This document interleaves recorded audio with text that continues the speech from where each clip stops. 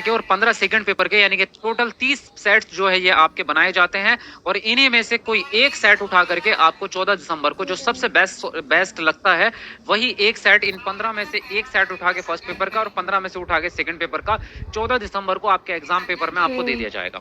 तो अगर आप ये पूरे सेट सॉल्व कर लेते हैं तो 100% नंबर ला सकते हैं, 150 में से 150 भी ला सकते हो अगर आप चाहो तो। आएगी भाई, क्योंकि ये YouTube से तो डिलीट हो जाएगा, तो इसका रिवीजन आप कैसे करेंगे, वो करेंगे आप प्रैक्टिस पीडीएफ से।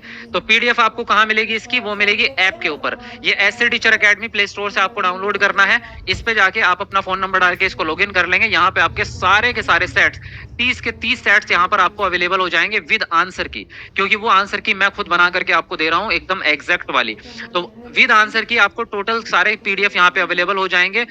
और इस पे आपका कुछ ऑफर चल रहा है केवल आज के लिए, जैसा कि आप लोगों ने कल बोला था कि सर कल का ऑफर और दे दो, तो भाई आज केवल 30 सेट आपको 250 रुपए में मिल रहे हैं, लेकिन कल से आपके 500 रुपए हो जाएंगे, क्योंकि इसकी कीमत 500 रुपए है। ये सिर्फ आप लोगों के लिए ऑफर चल रहा है अभी, तो जिसको भी लेने हैं आज रात के 12 बजे से पहले पहले ले लेना ऐप पे जाके, तो आपको ऑफर में मिल जाएंगे। ठीक है, चलिए शुरू करते हैं हम अपनी क्लास। वीडियो को लाइक शेयर कर दो जल्दी, तुरंत फटाफट से।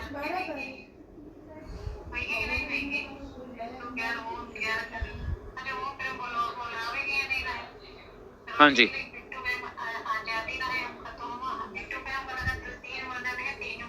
चलो एक बार मुझे कमेंट करके बताओ कि वॉइस वगैरह ठीक ठाक पहुंच रही है।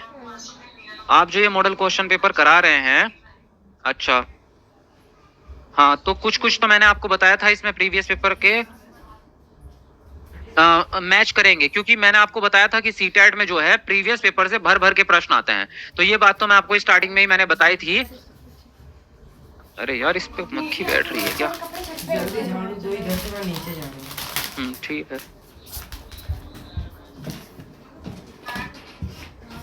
क्या हो गया, इसको टच क्यों नहीं चल रही है भाई?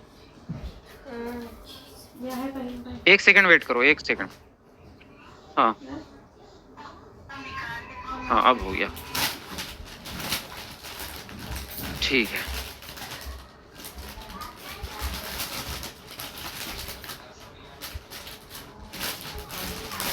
चलिए तो शुरू करते हैं। और आज का पहला प्रश्न आपके सामने आ चुका है। एक प्रगतिशील कक्षा में पहला ऑप्शन है बच्चों को उपयुक्त शिक्षण क्रियाकलाप के द्वारा अपनी जन्मजात क्षमताओं को बढ़ाने की स्वतंत्रता दी जाती है। दूसरा है केवल योगात्मक मूल्यांकन का पालन किया जाता है। तीसरा है शिक्षिका ही ज्ञान का एकमात्र स्रोत होती है। और फोर्थ है आपका शिक्षिका केंद्रित शिक्षा शास्त्र का पालन किया जाता है। तो कमेंट करके आप अपना आंसर लिखते रहेंगे, उसके बाद हम आगे बढ़ेंगे डिस्कशन करते हुए। चलिए तुरंत सब लोग अपना आंसर लिखो फटाफट से। सर प्लेसेस ये बता दीजिए कि अभी दूसरे पेपर के साथ चल रहे हैं ना? हाँ जी, अभी आज जो ये सेट है ये सेकंड पेपर का है, लेकिन आपको जो सीडीपी हिंदी और इंग्लिश, जो ये लैंग्वेज और सीडीपी का पोर्शन है, ये आपको सबको देखना है, फर्स्ट पेपर वालों को भी सेकंड वालों को भी। बाकी जो मेन सब्जेक्ट रहेगा वो अपने हिसाब से देख लेंगे आप। लेकिन सबसे पहले मुझे 1000 लाइक पूरे करके दे दो फटाफट से। एक बार कमेंट को नीचे करके सभी लोग वीडियो को लाइक करके आ जाओ। 1000 लाइक हमारे होने ही वाले हैं, तो कौन है वो लक्की पर्सन जो 1000 वाला लाइक पूरा करके आएगा? तुरंत जल्दी जाओ, कमेंट को नीचे करके एक बार लाइक पूरे करके आओ।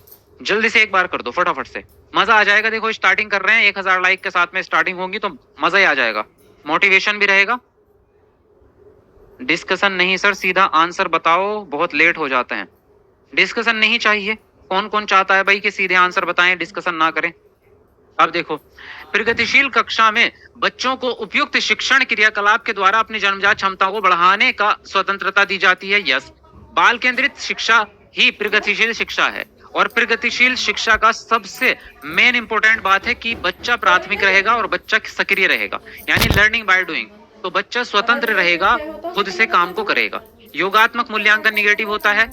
शिक्षिका एकमात्र साधन नहीं है ज्ञान का, बहुत सारे साधन है ज्ञान के। ज्ञान किताबों से भी सीखेंगे, जमात से भी सीखेंगे, माता पिता से भी सीखेंगे। शिक्षिका केंद्रित नहीं होगा, बाल केंद्रित होगा। तो आंसर राइट हो जाता है पहला ऑप्शन। ठीक है भाई, चलो आगे बढ़ेंगे अगले प्रश्न पर। क्या कह रहे हो, समझा के चलें? सर इसमें पूरा क्वेश्चन तो नहीं है, प्लीज रिप्लाई में। अशरफ जी पूरा मिलेगा आपको, टेंशन की कोई बात नहीं है। 150 के 150 क्वेश्चन मिलेंगे आपको। सर जी कुछ पूछना है पूछ लो। इंग्लिश कल कराई तो थी, आज भी कराएंगे, कल भी कराई थी, करा रहे हैं इंग्लिश भी, टेंशन क्यों ले रहे हो? हाँ डिस्कशन होना चाहिए, जैसा आपको ठीक लगे डिस्कशन होना चाहिए। अच्छा, हाँ, थोड़ा थोड़ा डिस्कशन करके चलेंगे, समझाते हुए चलेंगे, वरना फिर फायदा ही क्या है ना? थोड़ा सा समझा के चलेंगे। वाइगोत्स्की के अनुसार विशेषज्ञों को बच्चों को समीपस्थ विकास के क्षेत्र के उच्च स्तर पर ले जाने के लिए क्या करना चाहिए? अनुकूलन को सुदृढ़ करना चाहिए, सजा देनी चाहिए, सकारात्मक पुनर्बलन देना चाहिए या पाड़ प्रदान करनी चाहिए? तो बताएंगे कौन सा ऑप्शन यहाँ पर सही होगा। चलो जल्दी से अपना आंसर लिखते रहेंगे सबके साथ। भाई जितने लोग भी लाइव आ रहे हैं, एक भी बच्चा क्लास को मिस मत कर देना, छोड़ के मत चला जाना बीच में। इससे बेस्ट चीज दुनिया में कहीं मिल ही नहीं सकती, क्योंकि छपा छपाया पेपर दे रहा हूँ। यूं समझ लो कि आपका पेपर लीक हो गया आपका पहले ही, तो ये आपका पेपर ही है। 14 दिसंबर को यही आएगा आपके सामने। इसका एक एक प्रश्न आप रट्टा मार लो, घोल के पी जाओ, इसको जरूर लेना है। अगर आप इतनी लंबी क्लास नहीं देख पा रहे किसी वजह से, तो पीडीएफ को जरूर सॉल्व करते रहें। इसके सारे क्वेश्चन पेपर की पीडीएफ आपको ऐप पे अवेलेबल है, ऐप से जाके ले लो, उसको प्रिंट करा लो, उसकी प्रैक्टिस करते रहो, ठीक है। चलो जल्दी बताओ आंसर। यस, देखो लेव वाइगोत्स्की के अनुसार विशेषज्ञों को समीपस्थ विकास के क्षेत्र के उच्च स्तर पर ले जाने के लिए क्या करेंगे आप? समीपस्थ विकास का क्षेत्र यानी नेक्स्ट चरण, जो बच्चे का वर्तमान स्तर है उससे अगला चरण क्या होगा, वहां तक पहुंचाने के लिए आपको क्या किसकी जरूरत पड़ती है? पाड़ की जरूरत पड़ती है। पाड़ मतलब स्कैफोल्डिंग, यानी बच्चे की मदद करना। तो टीचर बच्चे की मदद करता है उसको नेक्स्ट स्टेप पे पहुंचाने के लिए, ठीक है। अनुकूलन जो होता है वो तो आपका व्यवहारवाद है। सजा निगेटिव टैग वर्ड है, पुनर्बलन निगेटिव टैग वर्ड है, ये मैं आपको बता चुका हूं। डी ऑप्शन यहाँ पर राइट हो जाएगा आपका। अगले प्रश्न पे आते हैं। लेव वाइगोत्स्की ने प्रस्तावित किया कि सीखना कैसे चलेगा, एक सामाजिक गतिविधि है, या बार बार अभ्यास और प्रत्यास्मरण से होता है, या फिर अनुकूलन की प्रक्रियाओं के माध्यम से होता है, या विकास से स्वतंत्र होता है? चलो फास्ट चलेंगे, जल्दी से आप लोग आंसर करते रहेंगे अपना।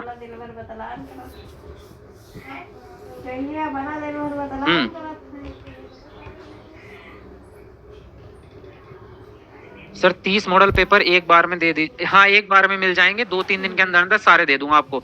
4-5 दिन मैक्सिमम मान के चलो, सारे मिल जाएंगे आपको, ठीक है। हाँ, और वीडियो को लाइक करते रहो सभी लोग। एक बार कमेंट को नीचे करके लाइक कर दो, चल दो। 1200 लाइक होने में हमारे 5 लाइक बच रहे हैं, 1200 लाइक होने वाले। एक बार कमेंट को नीचे करके लाइक करके आओ सब लोग। और आज की वीडियो का टारगेट रखेंगे 5000 लाइक। 5000 लाइक तुरंत कर देंगे आप, बहुत आसान है आपको लोगों के लिए। आप एकदम लाइक करते हैं मेरे कहने पे, अच्छे बच्चों की तरह, तो उसके लिए थैंक यू वेरी मच। जल्दी से करते रहो लाइक। वाइगोत्स्की ने कहा है कि विकास या सीखना कैसे होता है आपका सामाजिक गतिविधि है। क्यों? क्योंकि इनका सिद्धांत ही है सामाजिक सांस्कृतिक विकास का सिद्धांत। ये इनका टैग वर्ड है समाज, क्योंकि ये पूरा समाज पे डिपेंड है कि भाई साहब हमारा जितना भी विकास होगा वो समाज के बाहर नहीं हो सकता। दूसरी चीज, बार बार अभ्यास करना निगेटिव होता है, अनुकूलन निगेटिव होता है, क्योंकि ये कंडीशनिंग, इंग्लिश वाले इंग्लिश में देख लेना कंडीशनिंग कहाँ है। कंडीशनिंग अगर सीटेट में कहीं भी दिखेगा ये निगेटिव टैग वर्ड है आपका, ठीक है। और आपका ड्रिल जो है, ड्रिल आपका निगेटिव टैग वर्ड है इंग्लिश के हिसाब से। उसके बाद यहाँ पे कहा इसने कि अलग है विकास से, सीखना जो है डेवलपमेंट से अलग है, तो अलग नहीं हो सकता भाई, आपका अलग नहीं हो सकता। विकास और अधिगम एक साथ चलेंगे आपके। आगे बढ़ेंगे अगले प्रश्न पर। कोलबर्ग के किस स्तर के अनुसार नैतिक विकास में व्यक्ति अपने कार्यों के परिणामों पर ध्यान केंद्रित करने के बजाय दूसरों की अपेक्षाओं को बनाए रखने का प्रयास करता है? पूर्व संक्रियात्मक अवस्था, पूर्व पारंपरिक स्तर, या पारंपरिक स्तर, या उत्तर पारंपरिक स्तर? तो बताएंगे आप कौन सा ऑप्शन सही होगा आपका। चलो जल्दी से लिखेंगे फटाफट से। बिल्कुल इस नोट से ही क्वेश्चन बनेगा सर। राहुल चौधरी 100% एक क्वेश्चन आपको यही मिलेगा रखा हुआ। चाहे सारी क्लासेस छोड़ दो आप दुनिया की, सारे टीचर्स की, मेरी भी सारी क्लासेस बाकी छोड़ दो, कोई दिक्कत नहीं, ये मॉडल क्वेश्चन पेपर नहीं छूटने चाहिए, ये जरूर ही करने हैं आपको 100%।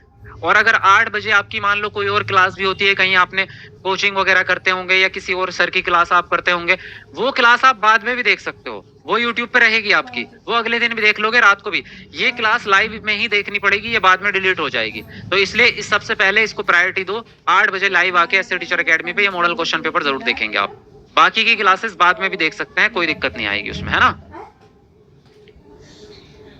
हाँ चलो लिखते रहो अपना आंसर। देखो कोलबर्ग के किस स्तर के अनुसार नैतिक विकास में व्यक्ति अपने कार्यों के परिणामों पर ध्यान केंद्रित करने के बजाय दूसरों की अपेक्षाएं, जब बात करते हैं हम दूसरों की अपेक्षाओं की, तो ये 3rd वाला चरण हो जाता है, 3रे नंबर का, अच्छा लड़का अच्छी लड़की। तभी तो आप दूसरे जो चाहते हैं वो करते हैं आप, कि इनको पसंद आ जाऊं मैं, मेरा बिहेवियर इनको पसंद आना चाहिए। तो 3रा चरण किस में आता है, कौन से स्तर में? पारंपरिक में आता है, इसमें 3रा और 4था इसमें आता है, ठीक है। बाकी पहली अवस्था ये है, इसमें पहला और दूसरा चरण आ जाते हैं, इसमें पांचवा और छठा चरण आ जाते हैं, ठीक है। तो सी ऑप्शन यहाँ पर आपका करेक्ट हो जाएगा। आगे बढ़ेंगे अगले प्रश्न पर। जीन प्याजे के अनुसार निम्नलिखित में से अनुकूलन के भाग कौन से हैं? समायोजन, समावेशन, पाड़ और अनुबंधन। जल्दी बताएंगे आप कौन सा ऑप्शन यहाँ पर सही होगा आपका। पेपर 1 का भी कराएंगे, पेपर 2 का भी कराएंगे, टेंशन क्यों ले रहे हो सर? बाकी के 15 सेट फिर से खरीदना पड़ेगा? नहीं नहीं नहीं, उसी में ऐड हो जाएंगे। एक ही बार लेना है आपको, सारे ऐड, सारे उसी में पेपर मिलेंगे आपको।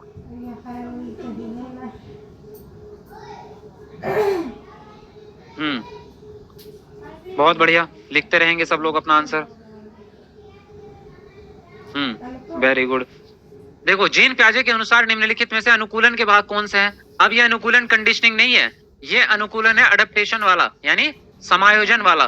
तो अनुकूलन के पार्ट हैं आपके समायोजन और समावेशन, ठीक है। पाड़ जो है इसका फोल्डिंग हो गया और अनुबंधन व्यवहारवाद हो गया। तो पहला और दूसरा ही सही है, फर्स्ट ऑप्शन आपका राइट हो जाएगा ये। नेक्स्ट है आपका, जीन प्याजे के अनुसार बच्चों की सोच वयस्कों से किस प्रकार से भिन्न है? पहला है यह वयस्कों से अलग नहीं है, दूसरा है बच्चों की सोच वयस्कों से गुणात्मक रूप से भिन्न होती है, तीसरा है बच्चों की सोच वयस्कों से मात्रात्मक रूप से भिन्न होती है, और फोर्थ है आपका बच्चों की सोच बड़ों से कम होती है। बताओ यहाँ पर कौन सा ऑप्शन सही होगा? चलो जल्दी से लिखो अपना आंसर।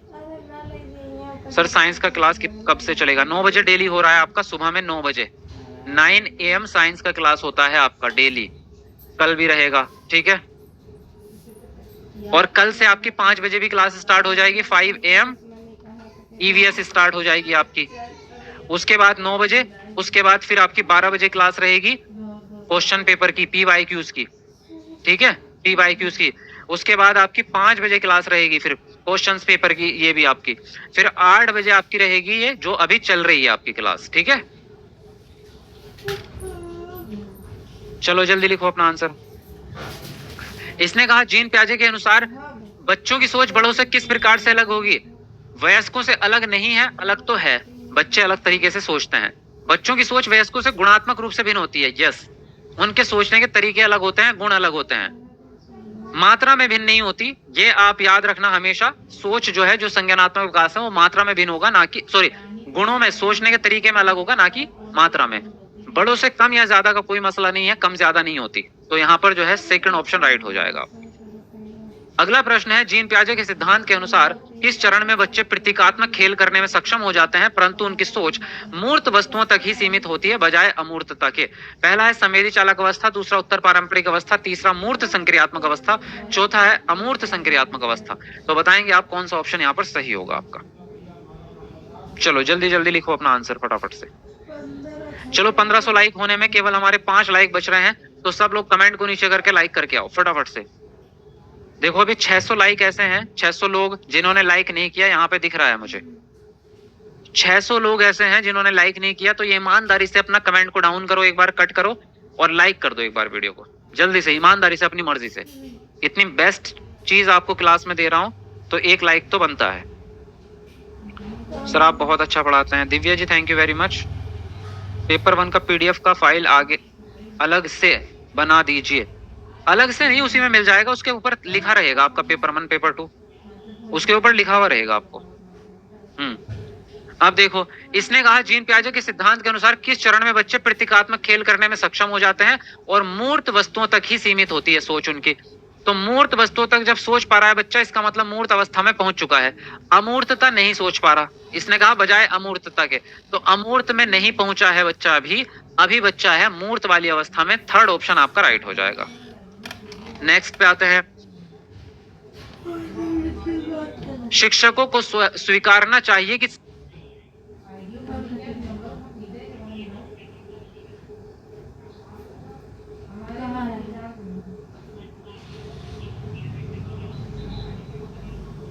सामाजिकरण की प्राथमिक संस्था है जिसकी माध्यमिक बचपन में भी भूमिका रहती है। तो कौन सी है भाई प्राथमिक? परिवार, मीडिया, स्कूल या पड़ोस? तो बताएंगे कौन सा ऑप्शन सही होगा। देखो ये क्वेश्चन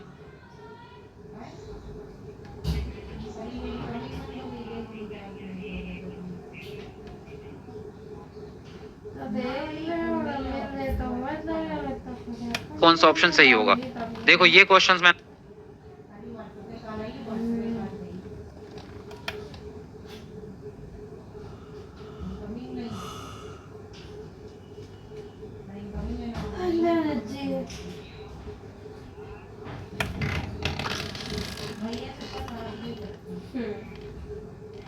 कौन सा ऑप्शन सही होगा। देखो ये क्वेश्चंस मैंने आपको पहले भी कराए हैं, है ना। सर जी आप मेरे फेवरेट टीचर हो, Farha queen, thank you ji, thank you very much.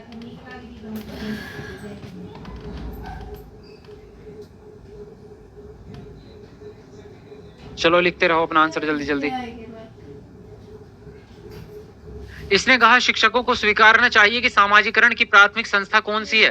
परिवार प्राथमिक होती है, बाकी सब सेकेंडरी में आते हैं। परिवार ही प्राथमिक संस्था है, और ये प्राथमिक संस्था प्रारंभिक बाल्यावस्था में तो रहती है, ये मध्य बाल्यावस्था में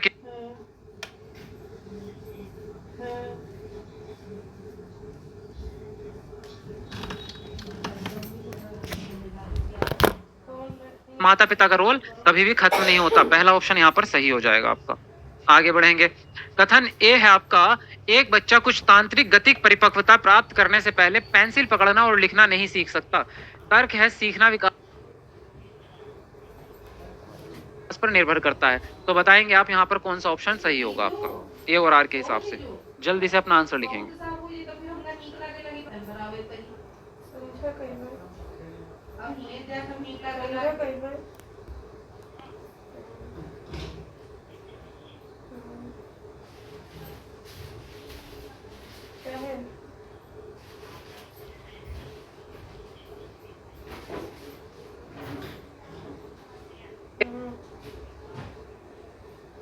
करना या हाथ से टच करना या फिर आपका देखना या सुनना, ये सारी संवेदनाएं हैं, तो ये शरीर से रिलेटेड होती हैं।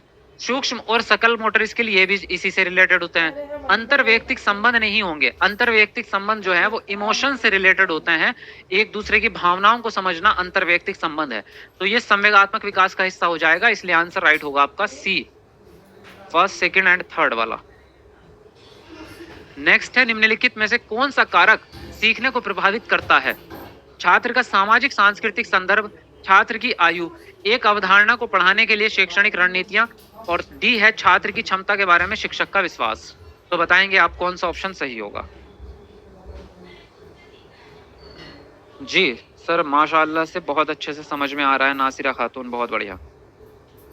सर मेरा भी नाम ले लो कभी, पिंकी कुमारी। अच्छा जी, चलो जल्दी जल्दी लिखो अपना आंसर फटाफट से। यस सर बिल्कुल, बहुत बढ़िया। चलो 1800 लाइक होने वाले हैं, 4 लाइक बच रहे हैं 1800 होने में। जल्दी से एक बार कमेंट को नीचे करो। जिस जिस बच्चे ने लाइक नहीं किया लाइक कर दो जल्दी से एक बार, अपनी ईमानदारी के साथ में। देखो है ना, अपनी ईमानदारी के साथ में लाइक कर दो जल्दी से। आज बहुत ही हैंडसम लग रहे हो Aarohi Yadav, thank you ji, thank you very much. लेकिन एक बार इसको करा चुके हैं, इसको नहीं कराया आपको। प्रीवियस पेपर आपको कराए हैं मैंने, तो प्रीवियस पेपर की वजह से आपको ऐसा लगता है, क्योंकि मैंने आपसे क्या कहा, हम इतने कॉन्सेप्ट पढ़ चुके हैं कि अब आने वाला पेपर आपको आसान ही लगेगा। हम इतनी बार प्रैक्टिस कर चुके हैं सारी चीजों की, और प्रीवियस पेपर से बहुत क्वेश्चंस रिपीट होते हैं। इसलिए तो मैं आपसे कहता हूँ बार बार कि प्रीवियस पेपर 2011 से 24 तक के सारे पढ़ डालो। और मैं तो आपको इतनी सारी क्लासेस भी करा दी प्रीवियस पेपर की। देखो ये कह रहे हैं कौन सा कारक सीखने को प्रभावित करेगा। समाज तो करेगा ही करेगा भाई बच्चे का। छात्र की आयु से भी फर्क पड़ता है, बच्चा कितना बड़ा है उसी के हिसाब से सीखेगा। एक अवधारणा को पढ़ाने के लिए आप तरीका क्या अपनाते हैं, टीचर का मेथड क्या है पढ़ाने का, उससे भी इफेक्ट पड़ता है। टीचर का बच्चों के बारे में विश्वास है या नहीं है, इससे भी फर्क पड़ेगा। अगर बच्चे पे टीचर का विश्वास होगा, यानी वो सोचेगा कि टीचर बच्चा जो है मेरा कर लेगा, तो बच्चा वाकई में कर लेगा। और टीचर ही सोचे अरे इसका तो कुछ नहीं होना, ये क्या ही करेगा, इसको पढ़ा के कोई फायदा नहीं, तो फिर बच्चा नहीं करेगा, है ना। तो ये चारों ही बातें आपकी सही हैं, आंसर राइट होगा आपका डी ऑप्शन। ठीक है, चलो आगे बढ़ेंगे। योग्यता को खाली स्थान और असफलता को खाली स्थान के रूप में सोचना छात्रों को अधिक प्रयास करके अधिक मेहनत करने के लिए प्रेरित करता है। स्थिर और सीखने का अवसर, वृद्धिशील और अपमानजनक, और वृद्धि और सीखने का अवसर। तो बताएंगे खाली स्थान में क्या शब्द आएंगे आपके, जल्दी से अपना आंसर लिखेंगे आप। जी मैंने कल बोला भी था कि कोई भी बच्चा लेट नहीं होना, फिर भी आप लेट हो जाते हैं, बड़ी बुरी बात है आपकी ये। मैंने कहा था कि टाइम पे आ जाया करो सबके सब। सर जी आप दोपहर में जो एसएसटी की क्लास सर जी ने पढ़ाई है, एक्सप्लेनेशन भी अच्छा। हाँ बहुत बढ़िया। चलो लिखते रहो अपना आंसर, वेरी गुड। मजा आ रहा है आपका आंसर देख के, बहुत बढ़िया लिख रहे हो। देखो योग्यता को क्या मानेंगे हम, स्थिर नहीं मानेंगे, क्योंकि हम ये मानते हैं कि योग्यता बढ़ाई जा सकती है। जैसे अभी आपको मान लीजिए अगर सीटेट की तैयारी अभी अच्छी नहीं है आपकी, तो जब आप पढ़ेंगे तो आपकी अच्छी तैयारी हो जाएगी और आपकी योग्यता बढ़ जाएगी, आपका सीटेट पास हो जाएगा। इसका मतलब योग्यता बढ़ाई जा सकती है, तो वृद्धिशील है। तो योग्यता बढ़ाना अपमानजनक होगा भाई, योग्यता बढ़ाना तो बड़ा प्रतिभाशाली या अच्छा काम होगा ना, तो सीखने का अवसर मानेंगे हम इसको। अगर हम ये मानते हैं कि हमारी योग्यता बढ़ाई जा सकती है, तो हम फिर लर्निंग के अवसर हमें मिल जाते हैं कि अब हम सीख सकते हैं नई चीजें। हमें ये पता चल जाता है कि नई चीजें सीख के योग्यता को बढ़ाया जा सकता है। ठीक है, चलो आगे आते हैं। अभिकथन ए है आपका, शिक्षकों को मध्य विद्यालय के छात्रों को विस्तार से बताना चाहिए कि उन्हें क्या करना है, जिसमें क्या, कैसे और कब सीखना है। तर्क है आपका, मिडिल स्कूल के बच्चों में अपने अधिगम को स्वनियमन करने की क्षमता नहीं होती है। तो बताएंगे आप कौन सा ऑप्शन सही होगा। चलो जल्दी से लिखो अपना आंसर।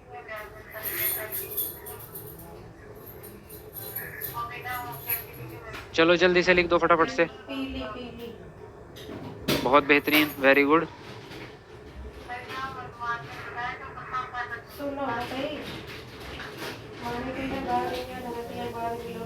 देखो इसने कहा शिक्षकों को मध्य विद्यालय के छात्रों को विस्तार से बताना चाहिए कि उन्हें क्या करना है, जिसमें क्या, कैसे और कब है। हाँ तो ठीक है, ये है ना, बच्चों को बताना चाहिए कि बच्चों को क्या करना है।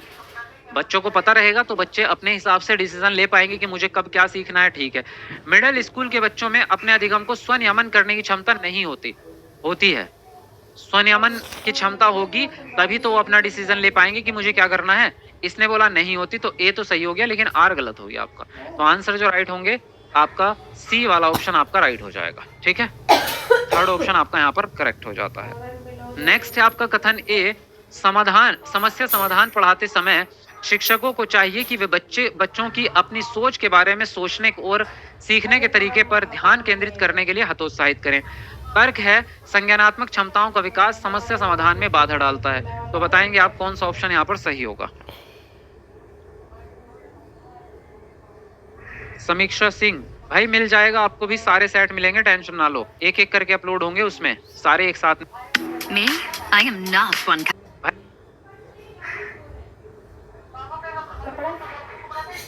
लिखते रहो अपना आंसर जल्दी जल्दी।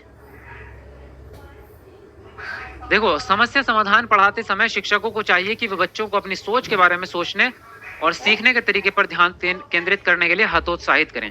तो हतोत्साहित करना गलत होता है।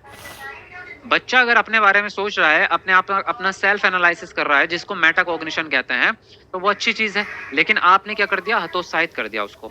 संज्ञानात्मक क्षमताओं का विकास समस्या समाधान में बाधा डालेगा नहीं, संज्ञानात्मक क्षमता जितनी बढ़ेगी समस्या आसानी से सॉल्व होगी, बाधा नहीं डालेगी बल्कि मदद मिलेगी। तो दोनों ही यहाँ पर गलत हैं आपके, डी ऑप्शन यहाँ पर आपका राइट हो जाएगा। ठीक है, चलिए आगे बढ़ेंगे। जब कोई विद्यार्थी किसी समस्या को एक ही तरीके से निरूपित करने पर अटक जाता है, तब वह क्या कहलाया जाता है। पश्चगामी युक्ति का संचालन, कार्यात्मक स्थिरता, अनुक्रिया समुच्चय या अनुरूपी चिंतन। तो बताएंगे यहाँ पर कौन सा ऑप्शन सही होगा। चलो जल्दी से अपना आंसर लिख दो।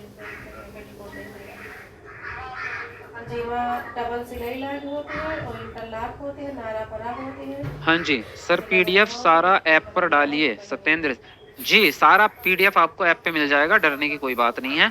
और जिसने नहीं लिया अभी तक, वो जाके ऐप पे तुरंत ले लो भाई, अभी है ना, अभी ऐप पर जाओ और आप जो है जा करके तुरंत ले लो अपना मॉडल क्वेश्चन पेपर, क्योंकि यही क्वेश्चन पेपर आपके सीटेट में आएंगे। देख लो, अगर ये मिस कर दिए तो ये समझ लो आपने एग्जाम मिस कर दिया अपना।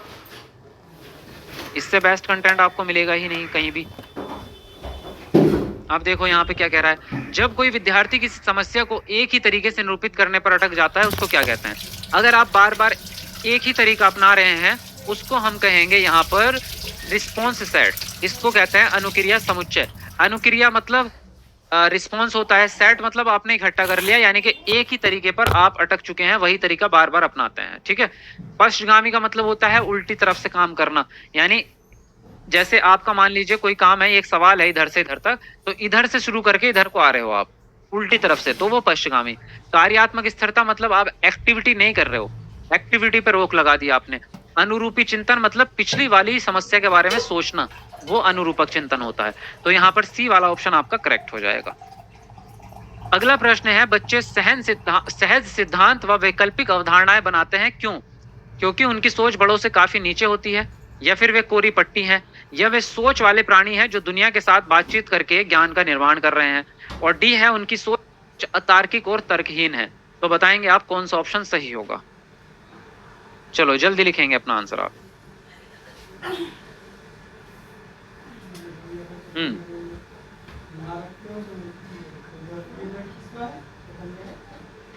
चलो 2000 लाइक हमारे पूरे होने वाले हैं भाई, केवल 6 लाइक बच रहे हैं 2000 होने में। तो कौन करेगा 2000 वाला लाइक पूरा? जल्दी है, कौन है वो लक्की पर्सन?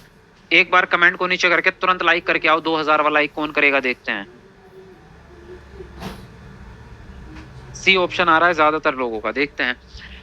बच्चों के सहज सिद्धांत और वैकल्पिक अवधारणाएं बच्चे बनाते हैं, सोच बड़ों से नीचे होती है, नीचे नहीं होती, थोड़ी सी अलग होती है बस। कोरी पट्टी होते हैं बच्चे? नहीं भाई, कोरी पट्टी हो गए तो दिमाग में सिद्धांत आएंगे कहां से? आपके दिमाग में जो आइडियाज आ रहे हैं वो तभी तो आ रहे हैं जब दिमाग चल रहा है। वे सोच वाले प्राणी हैं जो दुनिया के साथ बातचीत करके ज्ञान का निर्माण कर रहे हैं। यस, वे अपनी धारणा इसलिए बना रहे हैं क्योंकि वो अपना ज्ञान निर्माण खुद से कर रहे हैं, दुनिया को देखते रहते हैं और दिमाग में थॉट्स विचार बनते रहते हैं। अतार्किक नहीं होते, तर्क पे आधारित होती है। बच्चों की सोच जो है वो तार्किक होती है। तो सी ऑप्शन यहाँ पर आपका राइट हो जाएगा। चलिए आगे आते हैं अगले प्रश्न पर। स्कूलों और विशेष रूप से शिक्षकों को छात्रों की विफलता को किस तरह समझना चाहिए? पहला है छात्रों की कमजोर शैक्षणिक क्षमताओं का प्रतिबिंबन, दूसरा है शिक्षक की कमजोर क्षमताओं का प्रतिबिंबन, तीसरा है एक व्यवस्थागत मुद्दा है जिसमें स्कूल को शिक्षण प्रणालियों पर प्रतिबिंबन करने की आवश्यकता है, और फोर्थ है समुदायों का मुद्दा, क्योंकि गरीब आर्थिक वर्ग के बच्चों को अन्य बच्चों की तरह एक ही स्कूली तंत्र में शिक्षित नहीं किया जा सकता। तो बताएंगे आप कौन सा ऑप्शन यहाँ पर सही होगा आपका? चलो जल्दी लिखो अपना आंसर।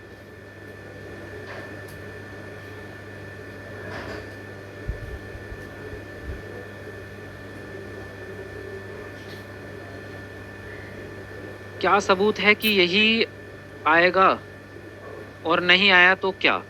देखो भाई, अब आपको मैं इस बात का जवाब दे देता हूँ। सबूत ये है कि पिछली बार भी आया था। पिछली बार मैंने आपको 10 मॉडल क्वेश्चन पेपर दिए थे, उन्हीं में से पूरा पेपर छपा था, केवल एक पैराग्राफ चेंज था, बाकी क्वेश्चन सेम टू सेम थे, सारे मैच करे थे, सारे के सारे क्वेश्चंस उसमें से सेट्स में से आते हैं। तो सबूत ये है कि इस बार भी आएंगे, इन्हीं में से सेट में से आएंगे। दूसरी बात, आप कह रहे हो नहीं आया तो क्या? भाई साहब, अगर नहीं आया तो आपके ये जो क्वेश्चंस और ये मैं आपको करा रहा हूँ, इससे कॉन्सेप्ट आपका इतना तगड़ा हो जाएगा कि आपके कितने भी अलग प्रश्न बना ले तब भी आप सारे के सारे सॉल्व कर दोगे। अगर आप ये क्लासेस सॉल्व करते हो तो ये क्लासेस करते करते ही आप इतनी लर्निंग हो जाएगी कि सीटेट में आप महापुरुष बन जाएंगे। समझ में आ रही है बात? यानी हर सब्जेक्ट के देखो 30 क्वेश्चन एक सब्जेक्ट के होते हैं और 30 मॉडल पेपर हम करा रहे हैं, है ना? तो 30 को 30 से गुणा करोगे, कितने? 900 क्वेश्चंस आपके हो जाएंगे।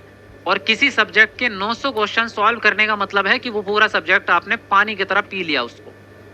इतने क्वेश्चन सॉल्व करने के बाद आपका सवाल बच जाएगा आपके हाथों से। सोच के देखो, इतने क्वेश्चंस अगर आपने सॉल्व कर दिए तो आपका प्रश्न बचेगा? कभी भी नहीं।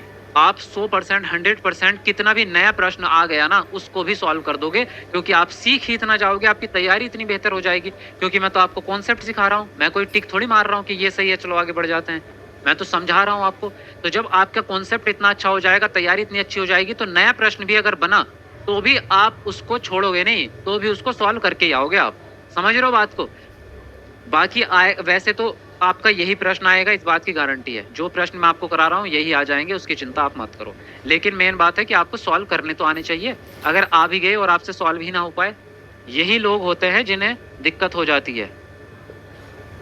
समझ में आ रही है?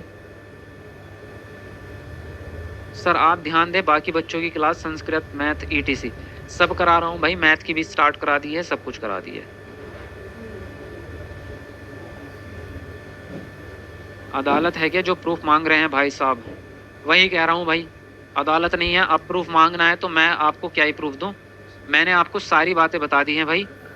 अब आपकी इच्छा है, आपको करना चाहते हैं आप क्लास तो कर सकते हैं, और आपको लगता है कि नहीं करना चाहते तो आप जा सकते हैं। यहाँ कोई आपको बांध के थोड़ी बिठा रखा है।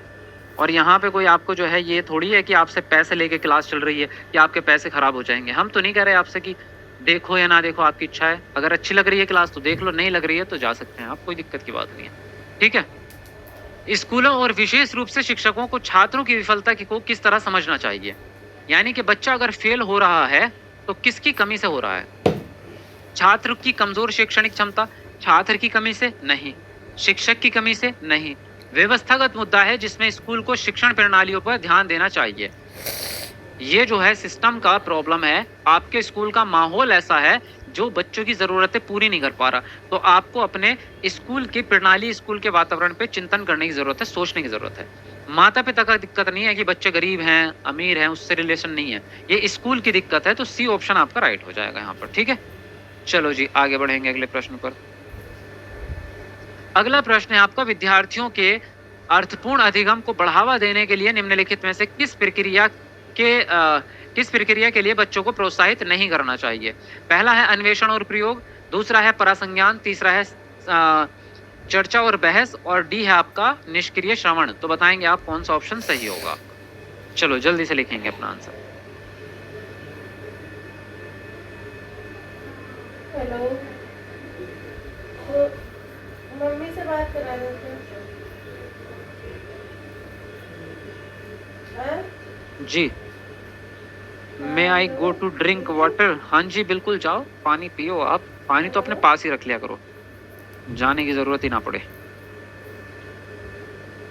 हाँ जी, देखो इसने क्या कहा आपसे, बच्चे के अर्थपूर्ण अधिगम को बढ़ावा देने के लिए किस चीज को प्रोत्साहित नहीं करेंगे, यानी निगेटिव वाली चीज बतानी है। अन्वेषण तो पॉजिटिव है, परासंज्ञान यानी मेटाकॉग्निशन ये भी अच्छी बात है, चर्चा भी पॉजिटिव है, इससे भी बच्चे सीखेंगे। निष्क्रिय श्रवण से बच्चे नहीं सीखेंगे। अगर बच्चा आपका निष्क्रिय है और सुन रहा है सिर्फ बैठ के तो अर्थपूर्ण नहीं है वो, क्योंकि उसमें बच्चे की कोई भी इंद्रिय काम नहीं कर रही है, बच्चा एक्टिव नहीं रहेगा तो आपका कुछ नहीं सीख पाएगा। तो डी ऑप्शन यहाँ पर आपका राइट हो जाएगा।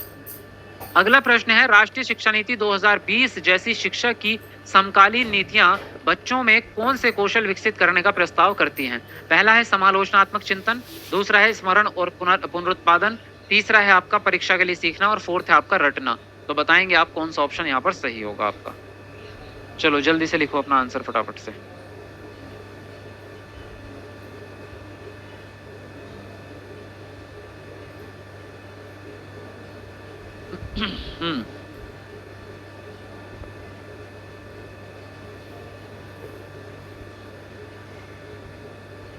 देखो इसने कहा NEP 2020 जैसी शिक्षा की नीतियां कौन से कौशल को प्रस्तावित करती हैं, कौन सा कौशल विकसित होना चाहिए? समालोचनात्मक चिंतन, यस। समालोचनात्मक चिंतन को क्रिएटिव चिंतन भी कह सकते हैं, जिसमें बच्चा विभिन्न प्रकार से सोच सके, दिमाग का इस्तेमाल करे। स्मरण गलत चीज होती है आपकी, निगेटिव है, याद करना। परीक्षा के लिए नहीं सीखते हम सीखते हैं सीखने के लिए, हम सीखते हैं कॉन्सेप्ट को समझने के लिए, अपने योग्यता को बढ़ाने के लिए। रटना निगेटिव चीज है आपका, है ना। तो पहला ऑप्शन यहाँ पर आपका सही हो जाएगा। नेक्स्ट है, सीखने के लिए सार्वभौमिक डिजाइन के सफल कार्यान्वयन के लिए कौन से तरीके, नहीं किस चीज के कई तरीके महत्वपूर्ण हैं? प्रतिनिधित्व के, क्रिया के, संलग्नता के, या नामीकरण? तो बताएंगे आप कौन सा ऑप्शन यहाँ पर सही होगा? चलो जल्दी से अपना आंसर लिखो।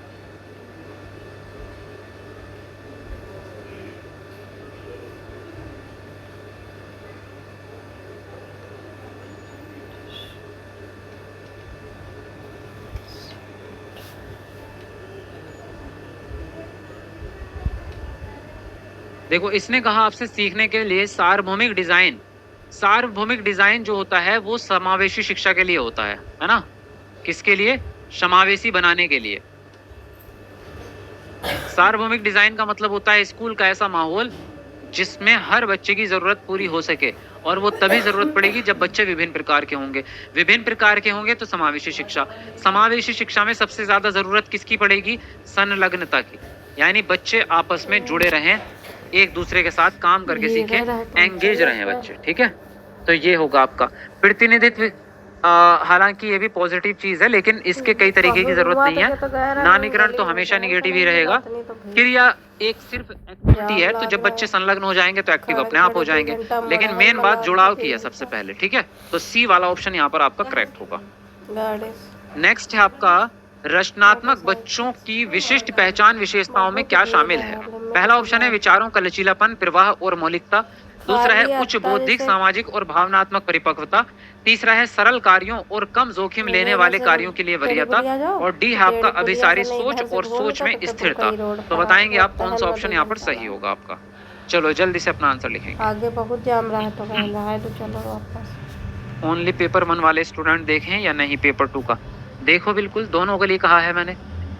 CDP और पेडागोजी, हिंदी इंग्लिश, ये सभी लोग देखेंगे, पेपर 1 वाले भी और सेकंड वाले भी।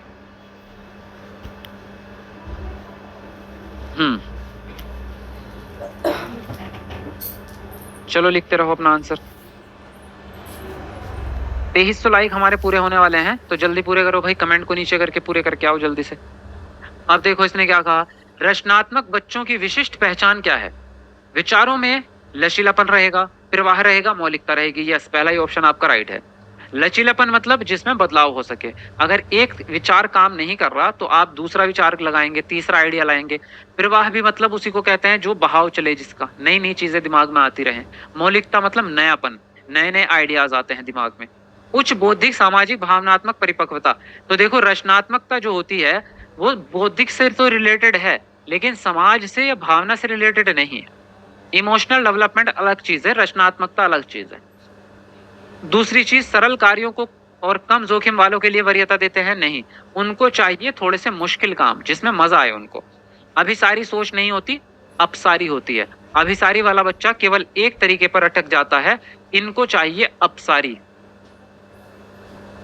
जिसमें एक से ज्यादा तरीकों पे आप काम कर सके। तो पहला ऑप्शन आपका राइट हो जाएगा।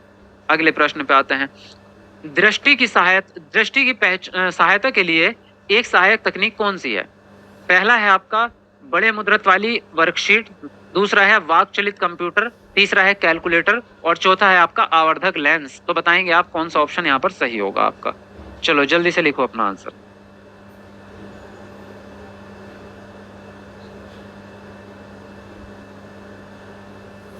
हाँ जी, मेटाकोग्निशन क्या होता है सर? मेटाकोग्निशन जो होता है, कोग्निशन तो पता है ना आपको, कॉग्निशन जो होता है वो होता है आपका संज्ञान, यानी आपकी दिमागी क्षमता। जो आपकी दिमागी क्षमता है वो आपका कॉग्निशन है। मेटाकोग्निशन होता है आप अपनी दिमागी क्षमता के बारे में जब समझ रख लेते हैं, यानी आपको पता है कि मेरा दिमाग कैसा है, आपको पता है कि मेरी बुद्धि कैसी है, मैं अटेंशन कितनी देर कर सकता हूँ किसी काम पे, क्या मेरी रुचि है, कौन सा काम अच्छा लगता है, कौन सा नहीं लगता, मेरे पढ़ने का स्टाइल क्या है, कि लिख के याद कर ज्यादा होता है या बोल के ज्यादा याद होता है। तो वो सारी बातें जब आपको पता चलती हैं उसको कहते हैं मेटाकोग्निशन, यानी अपने बारे में पता होना, मेटाकोग्निशन। देखो दृष्टि में सहायता, यानी देखने में कौन सी चीज सहायता करेगी? देखने में सहायता करेगी लेंस, मैग्नीफाइंग ग्लास। जो आपका लेंस होता है ना, जो चश्मे भी लगाया जाता है और हाथ में पकड़ के भी ऐसे देखते हैं तो बड़ा दिखता है, वो इस प्रकार का कुछ होता है ना, इस प्रकार से होता है लेंस आपका। यहाँ लेंस लगा रहेगा और इसे आप लगाएंगे किताब पे तो बड़े अक्षर दिखते हैं, वो देखने में सहायता करेंगे आपको। बड़े मुद्रण वाली वर्कशीट, ये तो सिर्फ ये है कि जब आप बड़े मुद्रण वाली वर्कशीट किसके लिए काम करेगी? जिनकी अल्प दृष्टि होती है उनके लिए आती है काम। जिनको कम दिखता है वो उसके लिए देख सकते हैं। लेकिन यहाँ पे बच्चे के बारे में बात नहीं की उसने कि बच्चा दृष्टि बाधित है, बच्चा श्रवण बाधित है। यहाँ बच्चे के बारे में बात ही नहीं है। यहाँ सिर्फ उसने इतना पूछा है कि देखने में कौन सी चीज सहायता करेगी। तो किताब पढ़ने के लिए होती है, किताब देखने में सहायता नहीं करती। किताब अब चाहे छोटी किताब हो, बड़ी किताब हो, वो आपको देखने में सहायता नहीं करेगी, है ना। लेंस के द्वारा आप किसी भी चीज को देख सकते हैं।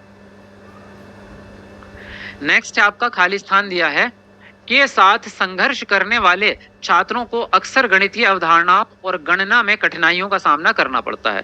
पहला है गुणज वैकल्य, दूसरा है पठन वैकल्य, तीसरा है लेखन वैकल्य और चौथा है आपका स्वलीनता। तो बताएंगे कौन सा ऑप्शन सही होगा। चलो जल्दी से अपना आंसर लिखेंगे। हाँ जी, अल्प दृष्टि बाधित। अच्छा सर आप कितने हैंडसम हैं। ज्योति सिंह, अच्छा जी, शुक्रिया जी, थैंक यू वेरी मच। और बताओ, ऑल सब्जेक्ट का क्वेश्चन रहेगा सर? जी, सारे सब्जेक्ट हैं आपके, टोटल ऑल के ऑल। अच्छा लाइक नहीं किया अभी तक? 300 बच्चे ऐसे हैं जिन्होंने लाइक नहीं किया। तो ये 300 बच्चे भाई ईमानदारी से कमेंट को नीचे करो और लाइक करके आओ जल्दी से, अभी करके आओ, फटाफट से करो कमेंट को नीचे और लाइक करके आओ जल्दी से। इतनी बेहतरीन क्लास है, जबरदस्त वाली, करना चाहिए है ना। खाली स्थान के साथ संघर्ष करने वाले छात्रों को अक्सर गणितीय अवधारणाओं और गणना करने में दिक्कत होगी। तो भैया गणना करने में दिक्कत होगी डिसकैलकुलिया वाले बच्चे को, जिसको गुणज वैकल्य कहेंगे, है ना। डिसकैलकुलिया, डिसलेक्सिया पठन, डिसग्राफिया लेखन, लिखने में दिक्कत होगी। और ऑटिज्म वाला बच्चा जो होता है उसको होती है दिक्कत संप्रेषण में, सामाजिक गतिविधियों में, है ना, दिनचर्या को बदलने में। तो यहाँ पर पहला ऑप्शन आपका राइट हो जाएगा। नेक्स्ट है, वंचित पृष्ठभूमि के छात्रों के अनुसार शिक्षण के लिए निम्न में से कौन सी एक प्रभावी शैक्षणिक रणनीति नहीं है। पहला है सीखने की गतिविधियों को छात्रों के सामाजिक और सांस्कृतिक वातावरण से जोड़ना। दूसरा है स्थानीय भाषा में अभिव्यक्ति को खारिज करना। तीसरा है उनके लिए घर पर ट्यूशन लेना अनिवार्य बनाना। और फोर्थ है बार बार अभ्यास के माध्यम से स्कूली ज्ञान के पुनरुत्पादन पर ध्यान देना। तो बताएंगे आप कौन सा ऑप्शन यहाँ पर सही होगा आपका। चलो जल्दी से लिखो फटाफट से अपना आंसर।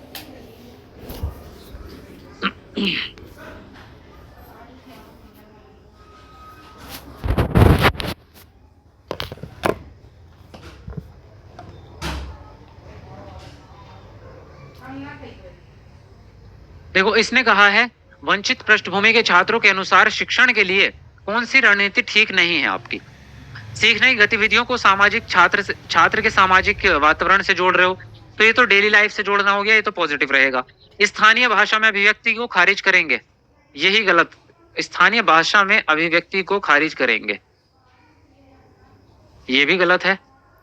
घर पर ट्यूशन लेना अनिवार्य करेंगे आप, इसका मतलब इसमें पॉजिटिव प्रश्न ही होना चाहिए। इधर नोट है क्या? नोट इधर भी है, उधर भी है। कौन सी प्रभावी शैक्षणिक रणनीति, क्योंकि ये भी निगेटिव है, ये भी निगेटिव है, पॉजिटिव सिर्फ एक ही है इसमें। ये प्रश्न गलत बनाया गया है भाई, ये प्रश्न जो है पॉजिटिव होना चाहिए, ठीक है। ये प्रश्न पॉजिटिव होना चाहिए और आंसर आपका राइट हो जाएगा पहला ऑप्शन। पॉजिटिव होना चाहिए क्योंकि इसमें 3 ऑप्शन गलत हैं, ठीक है। 3 ऑप्शन गलत है, एक सही है आपका। चलिए आगे बढ़ेंगे। एक दर्शन और व्यवहार के रूप में समावेश विविधता के संदर्भ में स्थित है, जिसमें शामिल है भाषाई विविधता, लिंग विविधता, समाज सांस्कृतिक विविधता और योग्यता और विकलांगता। तो बताएंगे आप कौन सा ऑप्शन यहाँ पर सही होगा। चलो जल्दी से अपना आंसर लिखेंगे।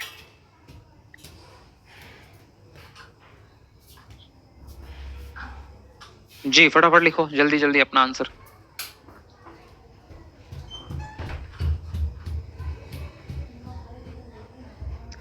बोनस मार्क्स, जी बोनस मार्क मिलता है आपको इस तरह के प्रश्न का। इसने कहा दर्शन और व्यवहार में के रूप में समावेश विविधता के संदर्भ में स्थित है, तो इसमें क्या क्या शामिल होगा।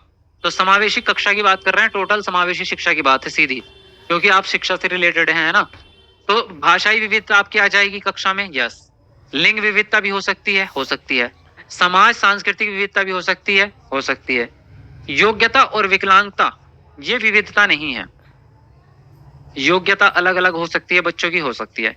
विकलांगता भी तो अलग अलग हो सकती है बच्चों की, है ना। विकलांगता भी विविधता का ही रूप है, हाँ ये भी हो जाएगा। क्योंकि अगर बच्चे विकलांग होते हैं, जैसे एक बच्चा दृष्टिबाधित, एक श्रवण बाधित, तो ये भी तो विविधता ही है, ठीक है। चारों ही ऑप्शन आ जाएंगे इसमें, डी ऑप्शन आपका राइट होगा। 4th ऑप्शन यहाँ पर आपका राइट होगा। नेक्स्ट है समालोचनात्मक चिंतन को प्रोत्साहित करने के लिए एक शिक्षक को चाहिए कि वे कई दृष्टिकोणों को स्वीकार करें। दूसरा है चर्चा को हतोत्साहित करें। तीसरा है असहमति के प्रति असहिष्णु रहें। और 4th है आपका अभिसरण सोच पर जोर दें। तो बताएंगे आप कौन सा ऑप्शन सही होगा। चलो जल्दी लिखेंगे अपना आंसर। हाँ जी चलो हमारे 2400 लाइक होने वाले हैं। 2400 लाइक में 5 लाइक कम है, तो जल्दी से 5 बच्चे कमेंट को नीचे करो और लाइक पूरे करके आओ। अभी देखो जिसने लाइक नहीं किया ईमानदारी से लाइक कर दो फटाफट से। बेहतरीन। किसी भी बच्चे में कुछ भी प्रॉब्लम हो सकती है। जी सर जी दूसरे नंबर से पेमेंट कैसे करेंगे बताइए। यूपीआई आईडी के द्वारा। यूपीआई आईडी आपको ऐप के अंदर डालनी पड़ेगी, तब पेमेंट होगा। देखो इसने कहा समालोचनात्मक चिंतन को अगर बढ़ाना चाहते हैं तो टीचर को क्या करना होगा। कई दृष्टिकोणों को स्वीकार करेंगे, यस, पहला ही ऑप्शन आपका राइट है। समालोचनात्मक चिंतन मतलब सब अपसारी चिंतन, क्रिएटिव। तो विभिन्न प्रकार के दृष्टिकोण बच्चों के अलग अलग होते हैं, वो आपको एक्सेप्ट करने पड़ेंगे। चर्चा अच्छी चीज है, आपने हतोत्साहित कर दिया। असहमति के प्रति असहिष्णु, असहमति मतलब बच्चे जो है आपकी हर बात को मानेंगे नहीं, बल्कि आपके डाउट्स भी बन सकते हैं। अगर आप बच्चों को कोई बात बता रहे हैं तो बच्चा आपसे ये कह सकता है, सर जी आप जो बता रहे हैं मुझे ऐसा नहीं लगता, मुझे लगता है कि कुछ अलग बात। जैसे कि उसने बताया कि बिजली जो है वो पानी से बनती है। अब बच्चे ने बोला सर जी पानी से कैसे बन जाएगी बिजली, ऐसे तो हमारे घर में नल में पानी आता है, तो हम बिजली क्यों नहीं बना पाते, आप गलत कह रहे हो। तो बच्चा असहमति दर्शा सकता है आपकी बात के प्रति। तो आपको क्या करना पड़ेगा, आपको धैर्यवान रहना पड़ेगा, यानी सहिष्णुता दिखानी पड़ेगी आपको, है ना। बच्चे को मारेंगे थोड़ा आप उसके लिए, आपको धैर्य रखना पड़ेगा, फिर आप उसको समझाएंगे। लेकिन इसने क्या बोला कि अधैर्य, आ लगा दिया साथ में, तो निगेटिव हो गया। अभिसरण सोच आपका निगेटिव होता ही है हमेशा। तो पहला ऑप्शन आपका राइट हो जाएगा यहाँ पर, ठीक है। नेक्स्ट है आपका, एक छात्र की वैचारिक स्पष्टता का आकलन प्रभावी ढंग से किस प्रकार किया जा सकता है। पहला है छात्र को परिभाषा पढ़ने के लिए कहकर, दूसरा है विद्यार्थी को दैनिक जीवन में अवधारणा के अनुप्रयोग के बारे में सोचने के लिए कहकर, तीसरा है छात्र को बोर्ड से कॉपी करने के लिए कहकर, और फोर्थ है छात्र को, अरे बैटरी डाउन कैसे हो सकती है इसकी, एक सेकंड भाई। तो इसने कहा छात्र को दूसरे छात्रों की प्रतिक्रिया याद रखने के लिए कहकर। बताएंगे जरा कौन सा ऑप्शन ठीक होगा भाई, लिखो अपना आंसर। गुरुजी कब से पूछ रहा हूं, बता दीजिए कि ये फर्स्ट पेपर है या सेकंड। ये सेकंड पेपर है, मैं तो पहले ही कई बार बता चुका हूं सेकंड पेपर सॉल्व कर रहे हैं, लेकिन इसकी सीडीपी हिंदी और इंग्लिश वो सभी को करनी है, फर्स्ट पेपर वालों को भी करनी है, ठीक है। चलो लिखो जल्दी से अपना आंसर।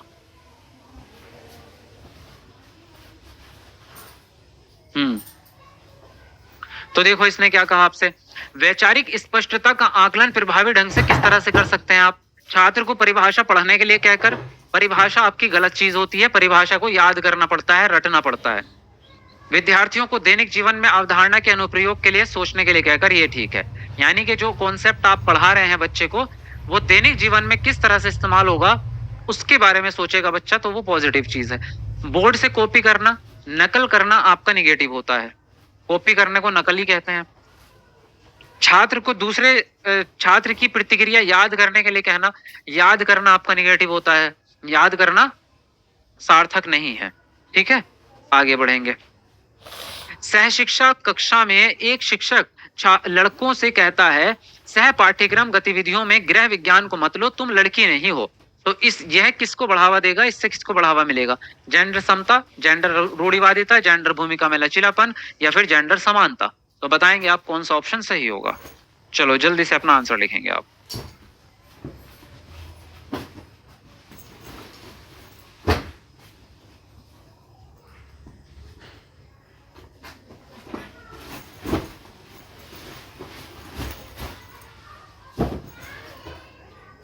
हाँ जी लिखते रहो जल्दी जल्दी।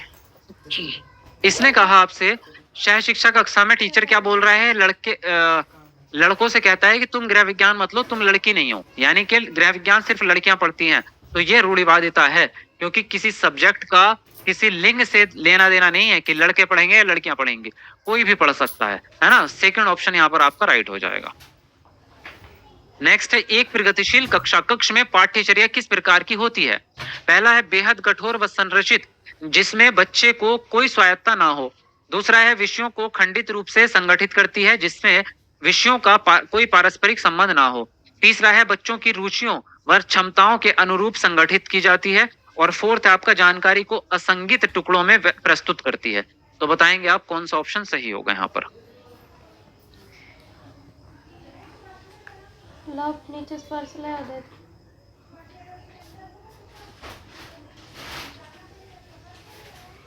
जी फटाफट लिखो। और जितने भी न्यू स्टूडेंट है भाई, चैनल को भी सब्सक्राइब कर लेना, ताकि आपकी कंप्लीट तैयारी हो सके। सीटेट की टोटल सारी क्लासेस आपको यहाँ पर मिलेंगी, तो सब्सक्राइब कर लो तुरंत। देखो, प्रगतिशील कक्षा में बेहद कठोर पाठ्यचर्या आपकी नहीं होगी।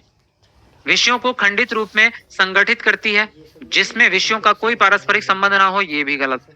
अगर विषय आपस में जुड़े हुए नहीं रहेंगे तो आपका गलत हो जाएगा, क्योंकि विषय आपस में जुड़े हुए होने चाहिए, सभी सब्जेक्ट आपस में लिंक होते हैं। बच्चों की रुचियों और क्षमताओं के अनुरूप संगठित होनी चाहिए, ये सही रहेगा। आपकी जो करिकुलम है, आपका जो सिलेबस है, वो बच्चों की रुचि के हिसाब से होना चाहिए, है ना।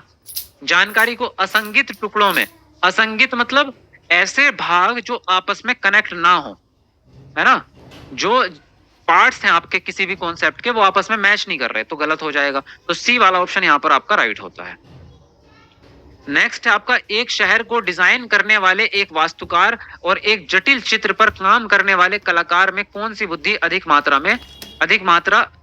होने की जरूरत संभावना है। तो स्थानिक बुद्धि, भाषाई बुद्धि, संगीतमय बुद्धि या अंतर्वैयक्तिक बुद्धि। तो बताएंगे आप कौन सा ऑप्शन सही होगा।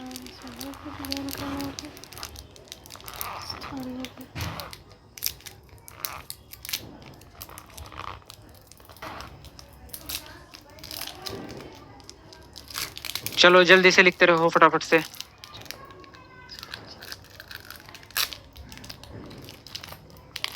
देखिए, इसने आपसे पूछा है एक शहर को डिजाइन करना चाहते हैं आप, तो वास्तुकार जो रहेगा आपका, और जटिल चित्र पर काम करने वाला एक कलाकार। तो ये लोग क्या करते हैं, ये नापतोल में काफी ज्यादा परिपक्व होते हैं, है ना। नापतोल में, दिशा में, तो ये दिशा और नापतोल वाली जिनको जानकारी होती है, उनकी होती है स्थानिक बुद्धि, स्पेशल अंडरस्टैंडिंग होती है। लैंग्वेज वाला तो बोलने में अच्छा रहेगा या शब्दावली में अच्छा रहेगा, संगीत वाला गाने बजाने में, म्यूजिक में अच्छा रहेगा, अंतर्वैयक्तिक वाला भावनाओं में अच्छा रहेगा, है ना। तो फर्स्ट ऑप्शन यहाँ पर आपका राइट हो जाएगा। ठीक है, चलिए अब चलते हैं हिंदी पेडागोजी की तरफ। सीडीपी आपकी पूरी हो चुकी है, तो अब करेंगे हिंदी, है ना।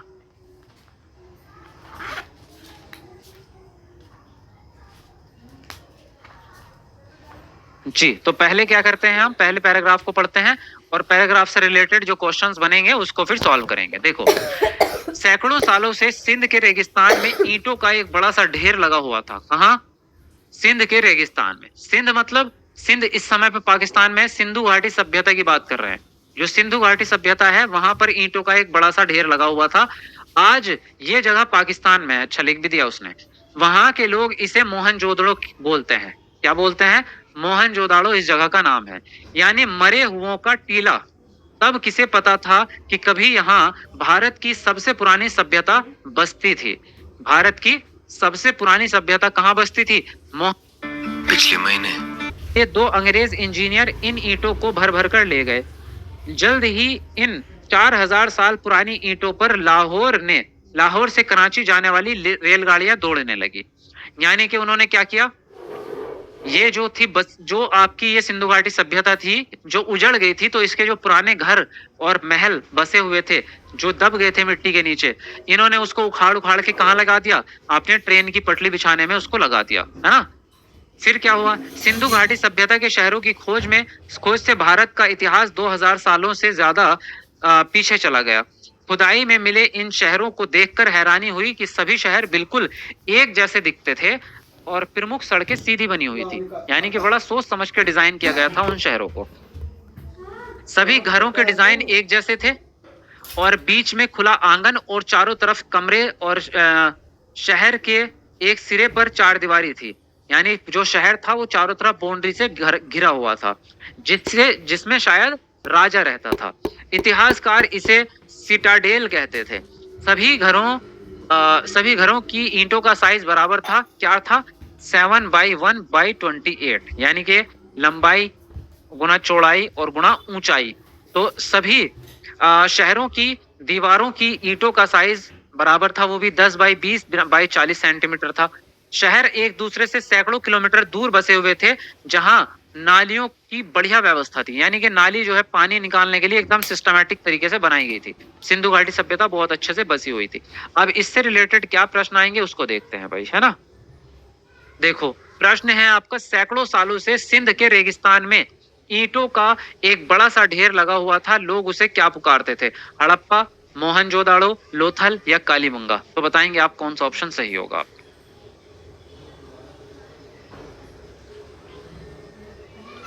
चलो जल्दी से लिख दो फटाफट से अपना आंसर।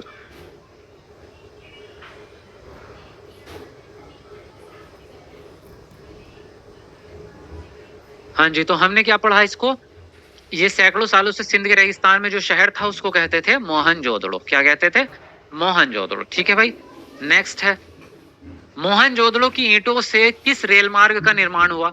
सिंध से हिंद तक, या सिंध से कराची तक, या कराची से लाहौर तक, या लाहौर से अटारी तक? तो बताएंगे आप कौन सा ऑप्शन सही होगा। चलो जल्दी से लिख दो अपना आंसर।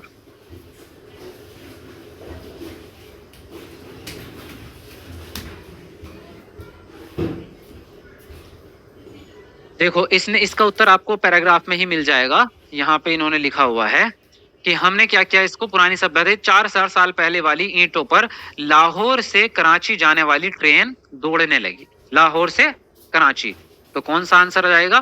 कराची से लाहौर या लाहौर से कराची, एक ही बात हो गई। तो यहाँ पर जो आंसर राइट होगा आपका सी वाला ऑप्शन राइट हो जाएगा। ठीक है, नेक्स्ट है, मोहनजोदड़ो की ईंटें कितनी पुरानी थी? 400 साल, या 4 लाख साल, या 4000 साल, या फिर 2000 साल? कितनी पुरानी थी भाई, बताओ जल्दी से अपना आंसर। 4000। हाँ जी, फटाफट से लिखते रहो अपना आंसर।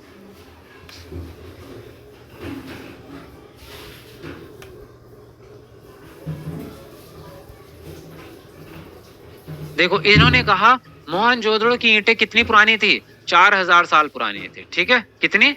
4000 साल, इसमें लिखा हुआ भी है पैराग्राफ में। नेक्स्ट है, खुदाई में मिले 2 सबसे बड़े शहरों को देखकर आश्चर्य क्यों हुआ?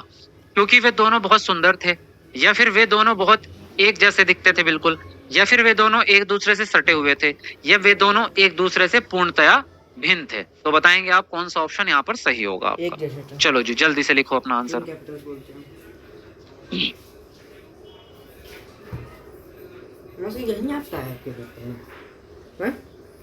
हाँ जी, तो खुदाई में जो 2 शहर मिले थे तो उन्हें देखकर आश्चर्य इसलिए हुआ क्योंकि वे दोनों बिल्कुल एक जैसे दिखते थे, है ना। अगर आप देखना चाहते हैं पैराग्राफ में तो देख सकते हैं। इन्होंने कहा कि घरों का डिजाइन एक जैसा था, इससे पीछे होगा। देखो ये खुदाई के समय इन शहरों को देखकर हैरानी हुई कि सभी शहर बिल्कुल एक जैसे दिखते थे। ठीक है, बिल्कुल एक जैसे दिखते थे। तो आंसर जो राइट हो जाएगा आपका सेकंड ऑप्शन हो गया। नेक्स्ट है, इतिहासकार सिटाडेल किसे कहते थे? शहर के एक कोने पर बनी चारदीवारी को, या शहर में बने घरों को, या मिट्टी से बनी ईंटों को, या फिर नगर व्यवस्था को? तो बताएंगे आप कौन सा ऑप्शन यहाँ पर सही होगा आपका। चलो जल्दी से लिखेंगे अपना आंसर। सर प्लीज बताइए ना, टोटल कितने क्वेश्चंस होंगे 30 सेट के?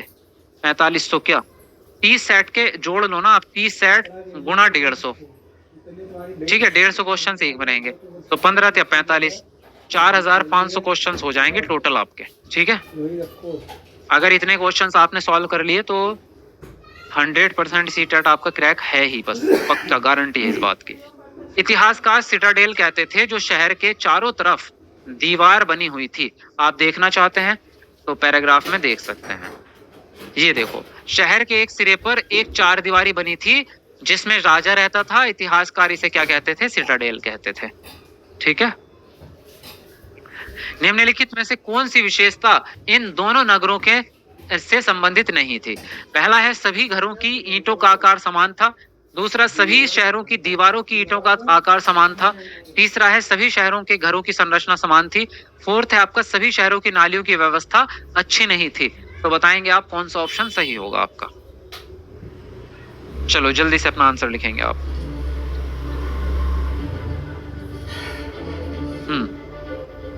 लिख दो जल्दी से अपना आंसर। Very good.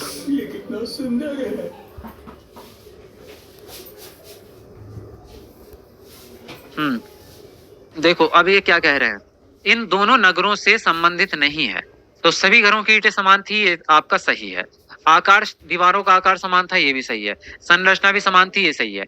इसने कहा सभी शहरों की नालियों की व्यवस्था अच्छी नहीं थी, ये गलत है क्योंकि वहां की नालियों की व्यवस्था बहुत ही बढ़िया थी, एकदम अच्छी वाली थी, साफ सुथरी थी और एकदम सोच समझ के बनाई गई थी। ठीक है, चलिए आगे बढ़ते हैं अगले प्रश्न की ओर। अगला प्रश्न आपका आगत शब्द है। इनमें से आगत शब्द कौन सा है? रेलवे लाइन, सभ्यता, भारतीय या इतिहास? तो बताएंगे आप कौन सा ऑप्शन सही होगा आपका। चलो जल्दी से लिख दो अपना आंसर। 22% से घटते घटते अब हिंदू वहां पर 7.5% बचे। ये सारे हिंदू कहाँ हैं? हाँ जी, जल्दी लिखो। देखो आगत शब्द होता क्या है?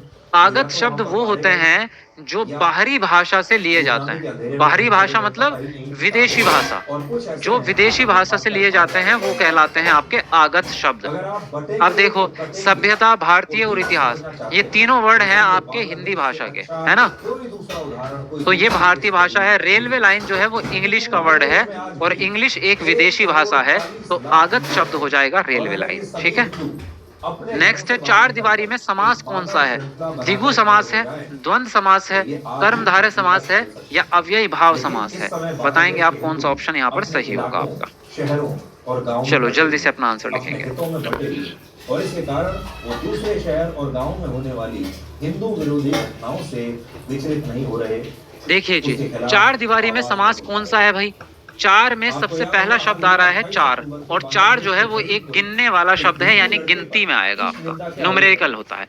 ऐसा समास जिसमें न्यूमेरिकल संख्या आती है उसमें होता है द्विगु समास। कौन सा होता है? द्विगु समास होता है। कैसे पहचाने? इसकी ट्रिक है ये। इसके देखो, द्वि में आता है द्वि, और द्वि मतलब दो, और दो क्या है? दो एक संख्या है। तो अब इस प्रकार के जितने भी वर्ड होते हैं वो सब द्विगु समास में आते हैं। जैसे सप्तऋषि, एक नहीं है, एकजुट नहीं है। सप्तऋषि का पहला वर्ड क्या है? सप्त। सप्त मतलब सात। सात क्या है? एक संख्या है। तो सप्तऋषि में कौन सा समास हो जाएगा? द्विगु समास हो जाएगा। इस तरह के जितने भी, जैसे नवरात्रि होती है ना, नवरात्रि, तो नवरात्रि में आप देखोगे पहला शब्द क्या है? नव, और नव का मतलब होता है नौ। नौ मतलब आपकी संख्या। तो इसमें कौन सा समास है? इसमें द्विगु समास है। ये ट्रिक है, मैं आपको समास पढ़ाऊंगा ना जब ट्रिक से, तब आपको मजा आएगा देखना। आसान चीजें ट्रिक से सिखा दूंगा मैं आपको सारा कुछ। नेक्स्ट है, निम्नलिखित में से कौन सा मन को प्रसन्नता प्रदान नहीं करता है?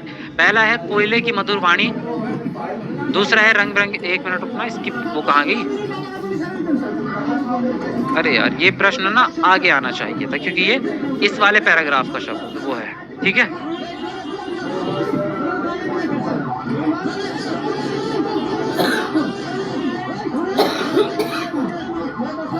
हाँ, पहले पैराग्राफ को पढ़ेंगे।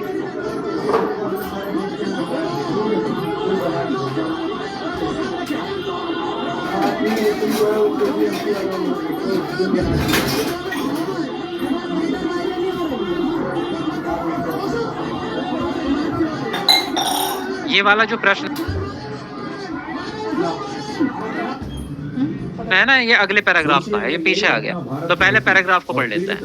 देखो पैराग्राफ क्या है? कोयल की कुहू कुहू, मयूर के नृत्य, मेघों की प्रतिछाया में उड़ती बगुलों की पंक्तियां, और शरद ऋतु में निरभ गगन, वसंत ऋतु में लहराते पत्ते, और अनेक रंगों की छटा बिखेरते पुष्प, भंवरों की गुनगुन, और सभी हमारे मन प्राण को पुलकित कर देते हैं। ये सब क्या है? हमारे मन को संतुष्ट कर देते हैं, मन को खुशी प्रदान करते हैं। ये सब प्राकृतिक चीजें हैं ना, पक्षी उड़ते हैं, फूल खिल रहे हैं, आसमान में पंछी उड़ रहे हैं, वो सब चीजें। परंतु दुख की बात यह है कि आज इस बुद्धिवादी युग में हम प्रकृति से बांग्लादेश में अल्पसंख्यक हिंदुओं के कुछ संगठनों ने मोहम्मद यूनुस की अंतरिम सरकार को एक प्रस्ताव दिया था, जिसमें उन्होंने हिंसा की जांच के लिए एक न्यायिक आयोग बनाने, पीड़ित हिंदू परिवार युग में हम प्रकृति से दूर होते जा रहे हैं। हम प्रकृति से, और देश के अल्पसंख्यकों के लिए एक अलग मंत्रालय बनाने की मांग की थी, जिस पर सरकार ने आज तक कोई फैसला नहीं लिया। सोचने वाली बात यह है कि जिस बांग्लादेश में अल्पसंख्यक मंत्रालय बनाने की भीख मांगी जा रही है, वहाँ के हिंदुओं को कोई खतरे नहीं, लेकिन जिस भारत में वर्ष 2006 में ही अल्पसंख्यकों का एक अलग मंत्रालय बन गया, वहाँ हर किसी को अल्पसंख्यक खतरे में नजर आते हैं। और जबकि इसकी सच्चाई आप हमारी अगली खबर से देख पाएंगे। लेकिन बड़ी बात है, केरला में देख लीजिए हिंदुओं का कैसे दमन हो रहा है। वहाँ की पुलिस हिंदुओं को प्रोटेस्ट नहीं करने दे रही। पहले वहाँ के जो खालिस्तानी है वो हिंदुओं के मंदिरों पर हमला करते हैं, हिंदुओं पर हमला करते हैं। हिंदू जब इसके खिलाफ प्रदर्शन करते हैं तो वहाँ की पुलिस डंडे मारकर भगा देती है और अरेस्ट कर लेती है। ये तो केरला में हो रहा है। बांग्लादेश में भी बिल्कुल यही है। बांग्लादेश में भी जब हिंदू अपने अधिकारों की मांग करने के लिए सड़क पर दूर होते जा रहे हैं, हर तरफ भाग दौड़, अर्थलिप्सा, सेना उनके घर में घुस जाती है और फिर उनके साथ मारपीट, कार्य व्यग्रता, आप में से कई लोगों ने ऐसा सोचा होगा कि अब बांग्लादेश में हिंदुओं पर अत्याचार बंद हो गए क्योंकि वहाँ नई सरकार बन रही है, वहाँ जो संकीर्णता, ऐसी चीजें जो है कुछ ऐसी बातें हैं जिनके कारण हिंदुओं पर अत्याचार भी शांत हो गया, लेकिन ऐसा बिल्कुल नहीं। बार बार आपने देखा होगा जब हमने आज ये खबर आपको बताई तो हमने अल्पसंख्यक हिंदू शब्द कहते हैं, हर जगह हम कहते हैं अल्पसंख्यक हिंदू, क्योंकि दुनिया भर में चाहे वो कनाडा हो चाहे वो कभी खुले आसमान की ओर ताकने का समय ही नहीं मिल पाता हमें। लेकिन दुनिया भर के जो नेता हैं, दुनिया भर के जो बड़े बड़े बुद्धिजीवी मीडिया के लोग हैं, वो हिंदुओं को अल्पसंख्यक मानने को तैयार ही नहीं है। हिंदुओं के भी अल्पसंख्यक अधिकार हो सकते हैं, इस बात को मानने के लिए तैयार ही नहीं। अब देखिए हमारे अपने देश में क्या हो रहा है, थोड़ी देर के यद्यपि प्रकृति की विविध दृश्यावली से परिपूर्ण हमारे असदुद्दीन ओवैसी के भाई अकबरुद्दीन ओवैसी की एक रैली जिसमें उन्होंने कहा कि उनकी रैली खत्म होने में अभी 15 मिनट की विविध दृश्यावली से परिपूर्ण हमारे देश 15 मिनट का जिक्र किया। वहाँ मौजूद लोग अपने आप नारे लगाकर शुरू कर दिए और ये शोर भीड़ को अकबरुद्दीन ओवैसी का था, जिसमें उन्होंने कहा था कि देश से 15 मिनट के लिए पुलिस हटा दी जाए अगर तो पता चल की विविध दृश्यावली से परिपूर्ण हमारे देश भारत संसार भर में प्रसिद्ध है। प्रकृति के मामले में ना, प्रकृति के मामले में हमारा देश भारत पूरे संसार में प्रसिद्ध है। नेचर हमारे यहाँ का बहुत अच्छा है। तथापि प्रदर्शन हेतु पर्वतीय प्रदेशों की सैर से प्रकृति का आनंद हम उठा नहीं पाते, हम पहाड़ों पे जा नहीं पाते कभी। प्राकृतिक सौंदर्य से परिपूर्ण स्थलों पर भी हम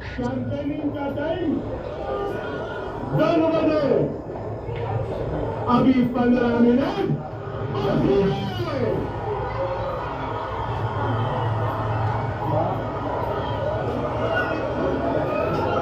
अरे भाई 15 मिनट बाकी है, समझ करिए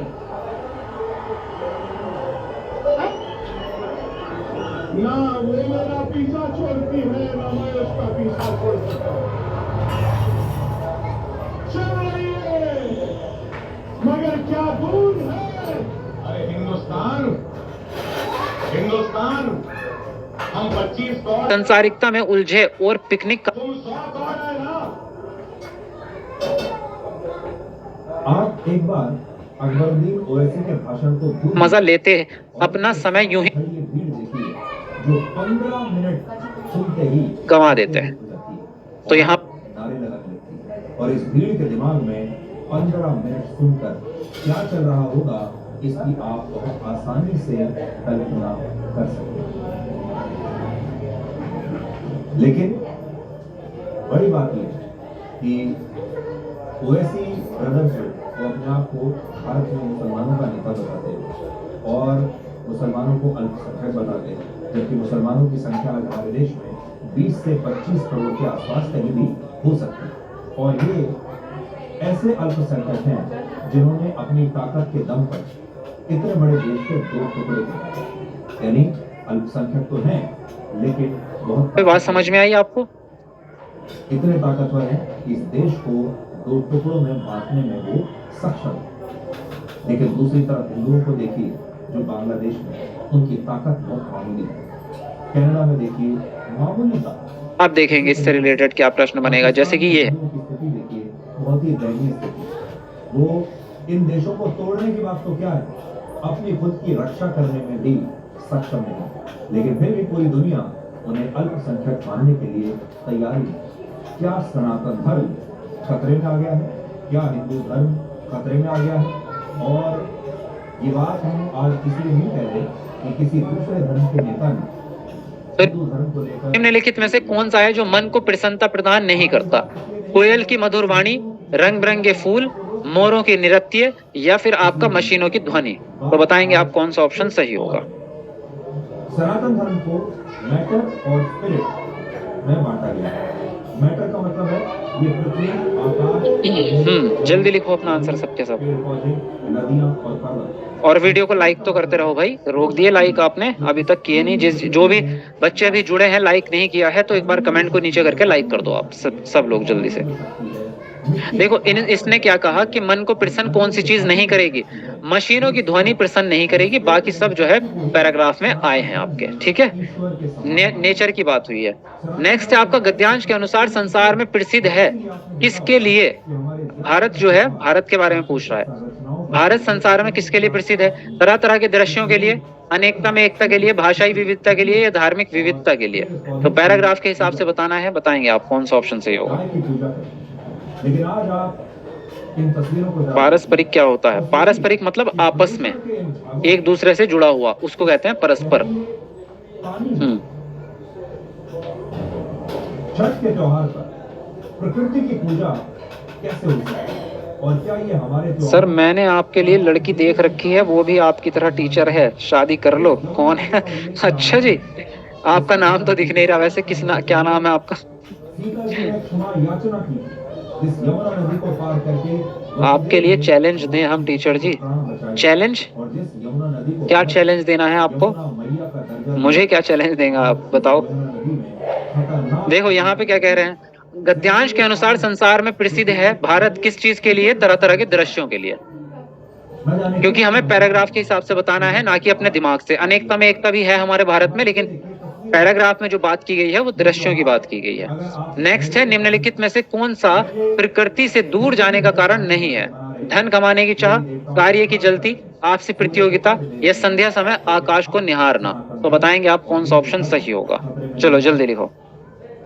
छठ को सूर्य की उपासना का सबसे बड़ा पर्व माना जाता है जिसमें लोग प्रकृति की पूजा करते हैं। चलो जी छोड़ो, रहने दो रहने दो, चैलेंज दे रहे थे अभी तो आप मुझे।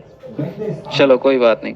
हाँ, इसकी अब बात करें हम तो कौन सी प्रकृति से दूर जाने का कारण नहीं है इनमें से? धन, इस मैले कीचड़ में आखिर आप धन कमाने की चाह आपका गलत हो जाएगा, क्योंकि ये पैराग्राफ में दिया है, ये इसके कारण क्या होता है, प्रकृति से दूर आप जा रहे हैं, मतलब दूर जाने के कारण पैसा कमाते हैं आप, काम बहुत ज्यादा है हमारे पास, इसलिए हम प्रकृति के साथ जुड़ नहीं पाते, आपस में लड़ते हैं, चैलेंज होता है एक दूसरे से कि मुझे इससे ज्यादा पैसे कमाने हैं, इससे बड़ा घर बनाना है, इसलिए हम प्रकृति के से जुड़ नहीं पाते। और संध्या समय आकाश को निहारना, ये तो अच्छी बात है, ये प्रकृति से दूर नहीं ले जाएगा बल्कि आपको पास लेके आएगा। तो आंसर जो राइट हो जाएगा आपका कौन सा हो जाएगा? डी वाला ऑप्शन आपका राइट हो जाएगा। ठीक है भाई, चलो जी आगे बढ़ेंगे। अगला प्रश्न है, कोलाहल भरा वातावरण, महानगरों की व्यस्तता, संकीर्णता आदि कुछ ऐसी बातें हैं जिनके कारण हम कभी खुले आसमान की ओर ताकने का समय ही नहीं निकाल पाते। इस वाक्य का क्या भाव है, यानी इसका मतलब क्या है? पहला ऑप्शन है महानगरीय व्यस्तताओं के कारण हम आसमान के नीचे नहीं बैठ पाते हैं। दूसरा है महानगरों में गगनचुंबी इमारतों के कारण खुला आसमान दिखाई नहीं देता। तीसरा है महानगरीय व्यस्तताओं और शोर भरे वातावरण के कारण हम प्रकृति का आनंद लेने के लिए समय नहीं निकाल पाते हैं।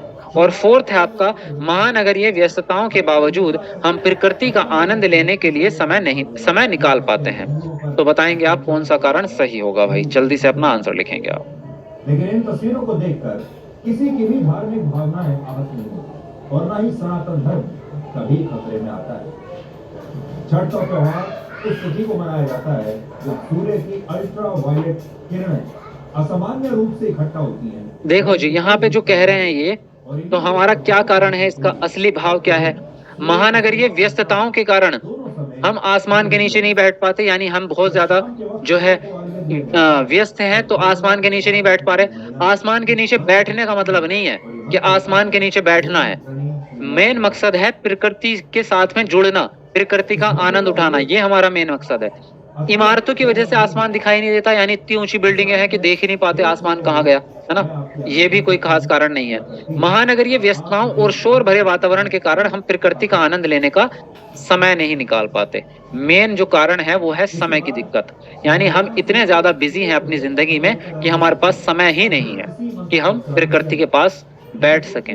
महानगरीय व्यस्तताओं के बावजूद हम प्रकृति का आनंद लेने के लिए समय निकाल लेते हैं, नहीं निकाल पाते समय। तो डी वाला, सी वाला ऑप्शन आपका यहाँ पर करेक्ट हो जाएगा। नेक्स्ट है आपका प्रकृति की ओर संकेत करने वाला शब्द कौन सा नहीं है इनमें से? शरद ऋतु, बिखरते पुष्प, खुला आसमान या कल पुर्जे। तो बताएंगे आप कौन सा ऑप्शन सही होगा। चलो जल्दी से बताओ अपना आंसर। अच्छा 1 मिनट रुकेंगे आप। आगे की प्राप्ति से कैसे प्रसन्न हो सकते हैं? हाँ जी, चलो जल्दी से बताओ फटाफट से कौन सा ऑप्शन सही होगा। छठ पूजा की शुरुआत महाभारत काल में हुई थी, जब पांडवों ने अपने राजपाट के साथ अपनी राजधानी इंद्रप्रस्थ को भी गंवा दिया था। और ये वही इंद्रप्रस्थ था जिसे आज हम दिल्ली कहते हैं, भारत की राजधानी दिल्ली। उस समय पांडवों को देखो इसने बोला आपसे प्रकृति से रिलेटेड कौन सी चीज इनमें से नहीं है। शरद ऋतु, बिखरते पुष्प, खुला आसमान ये प्रकृति से रिलेटेड है। कल पुर्जे जो होते हैं ये मशीन से रिलेटेड हैं, ये प्रकृति के हिस्से नहीं है। ठीक है। नेक्स्ट है भागदौड़ में समास कौन सा है? तत्पुरुष है, दिगु है, द्वंद्व है या कर्मधारय है। तो बताएंगे आप कौन सा ऑप्शन यहाँ पर सही होगा आपका। चलो जल्दी से लिखेंगे अपना आंसर। चलो 2700 लाइक हमारे पूरे होने वाले हैं भाई। 2700 लाइक में 4 लाइक कम पड़ रहे हैं, तो जरा जिसने लाइक नहीं किया एक बार कमेंट को नीचे करके लाइक कर दो। चलो अच्छे बच्चों की तरह अपनी ईमानदारी से जल्दी लाइक करेंगे सबके सब। जल्दी बताओ इसका आंसर। भाग दौड़ में कौन सा समास आएगा आपका? हाँ जी, देखो मैंने आपको बताया था इसमें जो संख्या जिसमें होती है वो तो द्विगु समास होता है ना, है ना। संख्या जिसमें आ जाती है वो तो द्विगु समास, और जो आपका भागदौड़ होता है वो होता है द्वंद्व समास। कौन सा? द्वंद्व। इसकी पहचान क्या है? इसकी पहचान यह है कि इसके बीच में योजक चिन्ह आता है इस तरह का, और ये दोनों शब्द जो है एक दूसरे से रिलेटेड होते हैं। जैसे कि एक और शब्द मैं आपको दे दूं, आस पास, है ना, इस प्रकार के। तो इस प्रकार के शब्दों में बीच में ये आ जाता है योजक चिन्ह, ये होता है द्वंद्व समास आपका। ठीक है। नेक्स्ट है प्रदर्शन में उपसर्ग कौन सा है भाई? ना है, प्र है, प्रद है या दर्शन है। तो बताएंगे जरा कौन सा ऑप्शन आपका सही होगा। सर मैं कभी लाइक नहीं करती हूँ, अनीता यादव, तो इनाम दिया जाए इसके लिए आपको। लाइक नहीं करते हैं आप तो चलो आपको इसके लिए अलग से फिर वो दिया जाएगा, एक पुरस्कार दिया जाएगा। जी, मैथ का मॉडल पेपर कब सॉल्व करवाते हैं? अभी तो स्टार्ट ही हुए हैं, अभी कराएंगे, अभी कराए नहीं है, अभी आएगा आपका मैथ का भी। प्रदर्शन में उपसर्ग कौन सा होगा? प्रदर्शन में प्र उपसर्ग होगा आपका, है ना। पहली बात तो उपसर्ग वो होता है जो स्टार्टिंग में लगे, है ना, जैसे प्र प्लस दर्शन। जो बाद में लगेगा वो आपका उपसर्ग होता नहीं है, तो सेकंड ऑप्शन यहाँ पर राइट हो जाएगा। चलो अगला प्रश्न आपका, संज्ञानात्मक अकादमिक भाषा निपुणता किससे संबंधित है? पहला है विषयों से संबंधित औपचारिक अकादमिक अधिगम, दूसरा है अंग्रेजी साहित्य के लिए औपचारिक अकादमिक अधिगम, तीसरा है वाद विवाद कौशल में सुधार के लिए औपचारिक अकादमिक अधिगम, और डी है केवल मनोविज्ञान के लिए औपचारिक अकादमिक अधिगम। तो बताएंगे आप कौन सा ऑप्शन यहाँ पर सही होगा आपका। चलो जल्दी लिखो आंसर।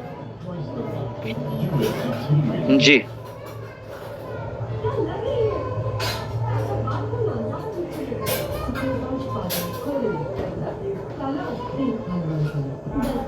लिखते रहो जल्दी से अपना आंसर। बढ़िया। देखो क्या पूछा है आपसे। इसने कहा संज्ञानात्मक अकादमिक भाषा निपुणता, जिसको काल्प कहते हैं, कॉग्निटिव एकेडमिक लैंग्वेज प्रोफिशिएंसी इसको कहते हैं आप। विषयों से संबंधित औपचारिक अकादमिक अधिगम, पहला ही ऑप्शन आपका राइट है। विषयों से संबंधित होता है, सब्जेक्ट से रिलेटेड होता है, क्योंकि कॉग्निटिव की बात कर रहे हैं। फॉर्मल होता है, एकेडमिक होता है, तो ये पहला ऑप्शन राइट होता है। अंग्रेजी साहित्य के लिए औपचारिक शिक्षा, अंग्रेजी किसी एक वर्ड के, किसी एक सब्जेक्ट के लिए नहीं होगा, बल्कि सारी ही एजुकेशन के लिए होगा। वाद विवाद कौशल के लिए औपचारिक शिक्षा, डिस्कशन के लिए नहीं होता, पढ़ने के लिए होता है, किताबी भाषा। इसके अपोजिट एक और चीज होती है, वो होती है बिक्स, बेसिक इंटरपर्सनल कम्युनिकेशन स्किल।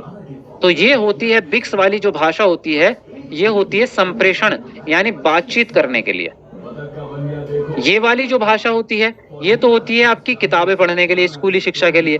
ये होती है बातचीत करने के लिए। तो बिक्स मतलब बेसिक इंटरपर्सनल कम्युनिकेशन स्किल। ठीक है। आगे बढ़ेंगे। संप्रेषणात्मक भाषा कक्षा में अध्यापक सबसे कम क्या इस्तेमाल करती है? अध्यापक केंद्रित कक्षा प्रबंधन उपागम, दूसरा है विद्यार्थी केंद्रित कक्षा प्रबंधन उपागम, तीसरा है विषय वस्तु केंद्रित कक्षा प्रबंधन उपागम और फोर्थ है आपका आकलन केंद्रित कक्षा प्रबंधन उपागम। तो बताएंगे आप कौन सा ऑप्शन यहाँ पर सही होगा। चलो जल्दी से अपना आंसर लिखेंगे। डॉन का बड़ा बेटा बलजीत सर ये औपचारिक होती है? हाँ जी औपचारिक होती है, जो काल्प होती है वो औपचारिक होती है। देखो संप्रेषणात्मक भाषा कक्षा में अधिगम सबसे कम इस्तेमाल, अध्यापक सबसे कम क्या इस्तेमाल करेगा? कक्षा प्रबंधन उपागम, अध्यापक केंद्रित, यही गलत, यही होगा आपका। फिर अध्यापक केंद्रित नहीं होना चाहिए ना, विद्यार्थी केंद्रित रहेगा, अच्छी बात है। विषय वस्तु केंद्रित भी आप कर सकते हैं, आकलन केंद्रित भी कर सकते हैं, लेकिन अध्यापक केंद्रित नहीं करेंगे आप, ठीक है। अध्यापक केंद्रित कभी भी नहीं होगा, कोई सा भी तरीका नहीं होगा आपका। तो पहला ऑप्शन यहाँ पर आपका राइट हो जाएगा। आगे बढ़ेंगे। भाषा शिक्षण के लिए प्रत्यक्ष विधि में किन दो घटकों का प्रयोग किया जाता है? श्रव्य भाषिक और श्रव्य दृश्यात्मक विधि, दूसरा है श्रव्य भाषिक और व्याकरण अनुवाद विधि, तीसरा है श्रव्य भाषिक विधि और संरचनात्मक विधि और फोर्थ है आपका श्रव्य भाषिक विधि और संप्रेषणात्मक विधि। तो बताएंगे आप कौन सा ऑप्शन यहाँ पर सही होगा आपका। चलो जल्दी से बताएंगे आप।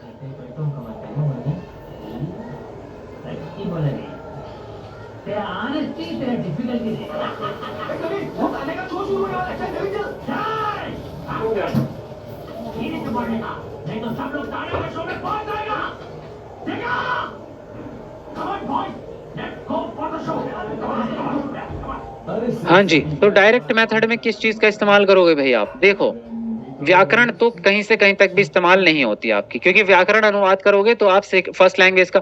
देखो प्रत्यक्ष मेथड वो होता है जिसमें मातृभाषा की जरूरत नहीं पड़ेगी आप, है ना। प्रत्यक्ष मेथड वही होता है जहाँ पे मीडियम नहीं होगा आपका।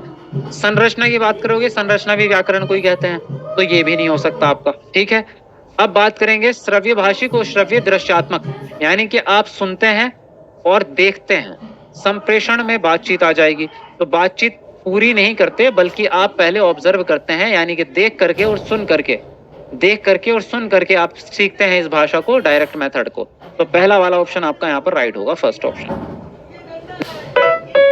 I know I've got you and you've got me too. Alright, come on, nothing could go wrong. Every day seems better 'cause you're always around. With daily updates on air quality, Vicky can surely take a break. Switches that do more. Milu Zeta, little things, big impact. जीत गई मेरा इनाम। आपने तो हीरे का वादा किया था। पहले से ही तो हीरा बनता है पगली। पर उसमें तो सालों लग जाएंगे। थैंक गॉड, ज़ूपी लूडो पर जीत के पैसे कर सकते हैं इंस्टेंटली विड्रॉ। तो आप भी zoopy.com से ऐप डाउनलोड करो, खेलो लूडो और जीतो लाखों तक कैश। इस खेल में आदत लगना या आर्थिक जोखिम संभव है, जिम्मेदारी से खेलें। और संवाद को आगे बढ़ाना है, तो संवाद होता है बातचीत। बातचीत में भैया आएगा क्या? बोलना और सुनना, है ना। तो श्रवण और वाचन हो जाएगा आपका, सेकंड ऑप्शन राइट हो जाएगा आपका। केवल बोलेंगे नहीं, केवल सुनेंगे भी नहीं, आप दो बातें करेंगे, आपको सुनना भी पड़ेगा और बोलना भी पड़ेगा, दोनों चीजें इसमें सम्मिलित होंगी, है ना। नेक्स्ट है नज़्म भाषा की एक प्रश्न पत्र में प्रश्नों के काठिन्य स्तर का हिसाब लगा रही है। एक प्रश्न का काठिन्य स्तर का मूल्य 30 है, तो नज़्मा को इस प्रश्न के बारे में क्या करना चाहिए? पहला है इस प्रश्न को परीक्षा प्रश्न पत्र में रखना चाहिए, दूसरा है इस प्रश्न को परीक्षा प्रश्न पत्र से हटा देना चाहिए, तीसरा है यह प्रश्न परीक्षा प्रश्न पत्र के लिए मध्यम रूप से कठिन होगा, और डी है यह प्रश्न परीक्षा प्रश्न पत्र के लिए एक अच्छा प्रश्न है। तो बताएंगे जरा कौन सा ऑप्शन आपका सही होगा यहाँ पर। सोचा छोड़ना पड़ेगा उसको अपना घर, उसी राह इंतजार करते। चलो जल्दी से लिखेंगे अपना आंसर। पर उसके घर नहीं आई तानिया उसरा, तो करण आया तानिया के घर। सोचा देखो अगर इसमें हम बात करें तो इसने ये कहा कि एक प्रश्न का जो कठिन स्तर है, यानी प्रश्न कितना कठिन होना चाहिए, तो कठिन स्तर है आपका 30% ज्यादा कठिन है, बच्चों के लेवल से ज्यादा कठिन हो गया, है ना। आपका जो कठिन स्तर होना चाहिए वो आपका मध्यम होना चाहिए, मतलब जैसा बच्चों का जो स्तर है उसी के हिसाब से आपका स्तर होना चाहिए। कठिन स्तर ज्यादा हो जाएगा आपका बहुत ज्यादा, तो आप क्या करेंगे, इस प्रश्न को परीक्षा से हटा देंगे आप, कोई जरूरत नहीं है आपको इसमें रखने की, ठीक है। तो सेकंड ऑप्शन आपका राइट होगा, यहाँ पर आप इसको नहीं रखेंगे। नेक्स्ट है मौन अवधि में विद्यार्थी क्या करते हैं, भाषा के साथ कार्य करते हैं, दूसरा है चेहरे की भाव भंगिमाएं सीखते हैं, तीसरा है भाषा नहीं सीखते हैं, और फोर्थ है भाषा के प्रति समझ नहीं बना पाते हैं। तो बताएंगे जरा कौन सा ऑप्शन सही होगा।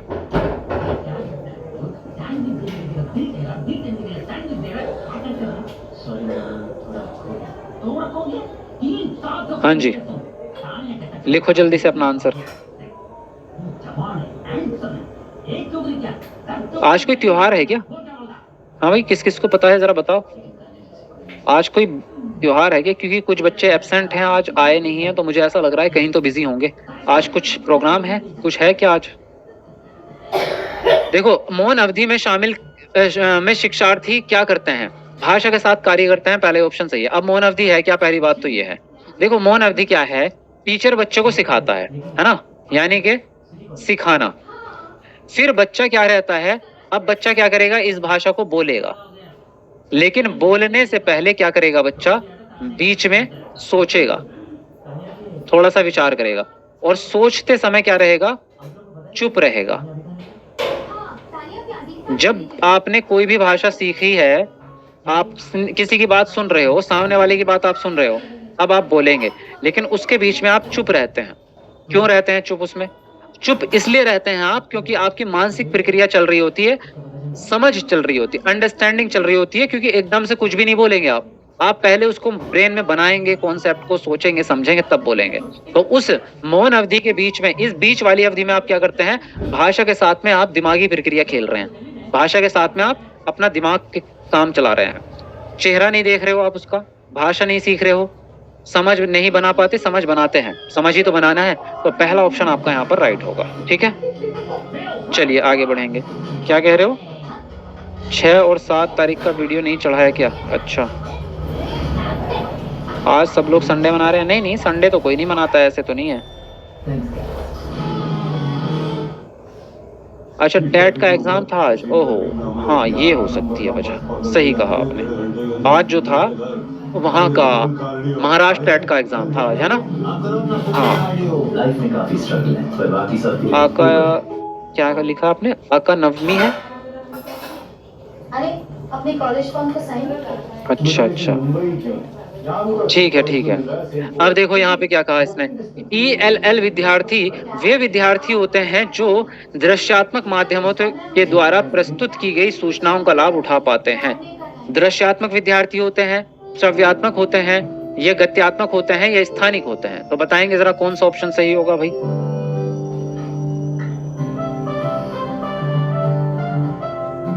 तो आज से रोज 1 चम्मच नेस्कैफे गर्म पानी। देखो इसने कहा ELL, वैसे ये होता है इंग्लिश लैंग्वेज लर्निंग। क्या होता है आपका? इंग्लिश लैंग्वेज लर्निंग होता है, यानी आप भाषा सीख रहे हैं कुल मिला के, है ना? ठीक है। तो किस प्रकार के विद्यार्थी हैं जो दृश्य के माध्यम से, यानी दृश्यात्मक सामग्री के द्वारा सीख लेंगे? तो जो देख पाते हैं वही तो सीखेंगे, है ना? ऐसे विद्यार्थी जो देख सकते हैं, दृश्यात्मक, दृष्टि बाधित नहीं, दृश्यात्मक यानी देखने वाले बच्चे जो देख सकते हैं, वो दृश्य सामग्री द्वारा फायदा भी उठा लेंगे, है ना? चलिए आगे बढ़ेंगे। व्याकरण अनुवाद विधि में व्याकरण कैसे पढ़ाई जाती है? दृश्यात्मक, श्रव्यात्मक, गत्यात्मक। अरे गुरुजी, इसमें ऑप्शन खराब हो गया आपको लग रहा है। इसमें ऑप्शन पहले वाले क्वेश्चंस के ही आ गए हैं। इसमें जो ऑप्शन थे आपके ये नहीं थे, इसमें ऑप्शन थे आपके ये थे। आगमन विधि था एक ऑप्शन, इसमें आगमन विधि था, और एक इसमें निगमन विधि था, और एक अनुवाद विधि था। मुझे अब इसके पूरे ध्यान से रहे भी नहीं, अब इस प्रश्न को छोड़ना ही पड़ेगा भाई। इस प्रश्न में थोड़ी सी दिक्कत हो गई है। नेक्स्ट पे आते हैं। हरेंद्र अपने विद्यार्थियों को कुछ फ्लैश कार्ड देता है जिन पर चित्र बने हुए हैं। वह एक वाक्य बोलता है। उस वाक्य को सुन समझकर विद्यार्थियों को फ्लैश पर बने चित्र से मिलान करना है, जो बोला और उससे मैच करना है फ्लैश कार्ड जो दिए हैं बच्चों को। तो हरेंद्र किस कौशल का आकलन कर रहा है? पठन का, श्रवण का, वाचन का या दृश्य रूपकता का? तो बताएंगे आप कौन सा ऑप्शन यहाँ पर सही होगा। चलो जल्दी से लिखो।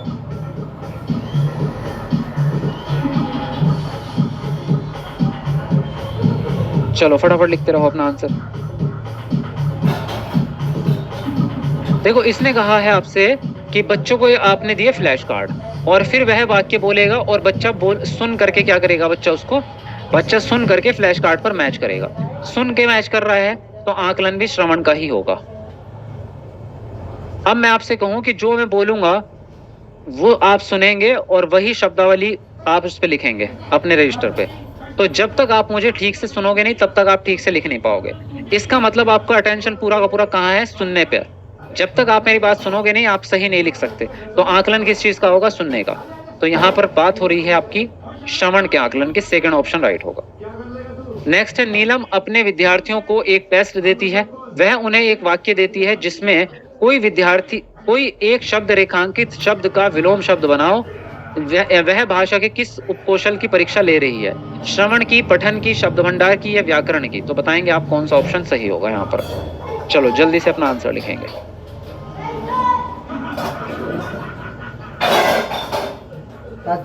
फटाफट लिख दो अपना आंसर जल्दी से।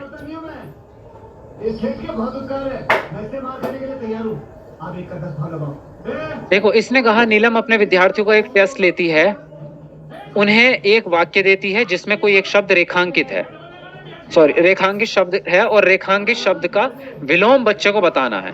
तो वह भाषा के किस कौशल की परीक्षा ले रही है? श्रवण की है, श्रवण इसमें है ही नहीं। बच्चा पठन कर रहा है, पठन भी नहीं कर रहा है इसमें बच्चा। शब्द भंडार की बात आएगी इसमें, क्योंकि इसमें क्या है? इसमें शब्द का विलोम बताना है बच्चों को शब्दों के विलोम बताने हैं। मतलब जितनी ज्यादा वोकैबुलरी बच्चे की होगी तभी आंसर दे पाएगा। व्याकरण इसमें नहीं है आपका। व्याकरण तब होती है जब पूरा का पूरा सेंटेंस लिखा जाए और उसमें त्रुटि छांटी जाए। तो यहाँ पर शब्द भंडार की बात होगी। सी वाला ऑप्शन राइट जाएगा। नेक्स्ट है, निर्देशित पठन की मनोवैज्ञानिक उत्पत्ति किससे संबंधित है? वाइगोत्स्की का निकटस्थ विकास या फिर आपका प्याजे का अधिगम सिद्धांत या थॉर्नडाइक का अधिगम सिद्धांत या स्किनर का संक्रियात्मक अनुकूलन? तो बताएंगे आप कौन सा ऑप्शन सही होगा। एक तेरा, एक मेरा, दो तेरा, दो मेरा, तीन तेरा। चलो भाई 3000 लाइक हमारे होने वाले हैं। 3-4 लाइक बच रहे हैं 3000 होने में। तो पूरे कर दो जरा जल्दी से। एक बार कमेंट को नीचे करके जिसने लाइक नहीं किया तुरंत कर दो। अब देखो इसने क्या पूछा आपसे। निर्देशित पठन की मनोवैज्ञानिक उत्पत्ति। निर्देश किसमें दिए जाते हैं? निर्देश देना मतलब संकेत देना, और संकेत देना मतलब पाड़ देना। संकेत को ही तो पाड़ कहते हैं, और पाड़ किसके लिए दी जाती है? निकटस्थ विकास के क्षेत्र में दी जाती है। निर्देशित पठन मतलब आप निकटस्थ विकास के क्षेत्र की बात कर रहे हैं। ठीक है, प्याजे का अधिगम है ही नहीं, थॉर्नडाइक का भी इसमें नहीं है, नकल पे आधारित होता है स्किनर। तो यहाँ पर पहला वाला ऑप्शन आपका राइट हो जाएगा। ठीक है, नेक्स्ट है, पूनम अपने विद्यार्थियों को शब्दों में निहित तुकबंदी वाली ध्वनियों की पहचान करने के लिए कहती है। इस क्रिया द्वारा वह अपने विद्यार्थियों को किस पक्ष को मजबूत कर रही है? ध्वन्यात्मक जागरूकता, आकृति विज्ञान मूलक जागरूकता, लिपि विज्ञान मूलक जागरूकता या फिर व्याकरण जागरूकता? तो बताएंगे आप कौन सा ऑप्शन सही होगा। चलो जल्दी से अपना आंसर लिखेंगे।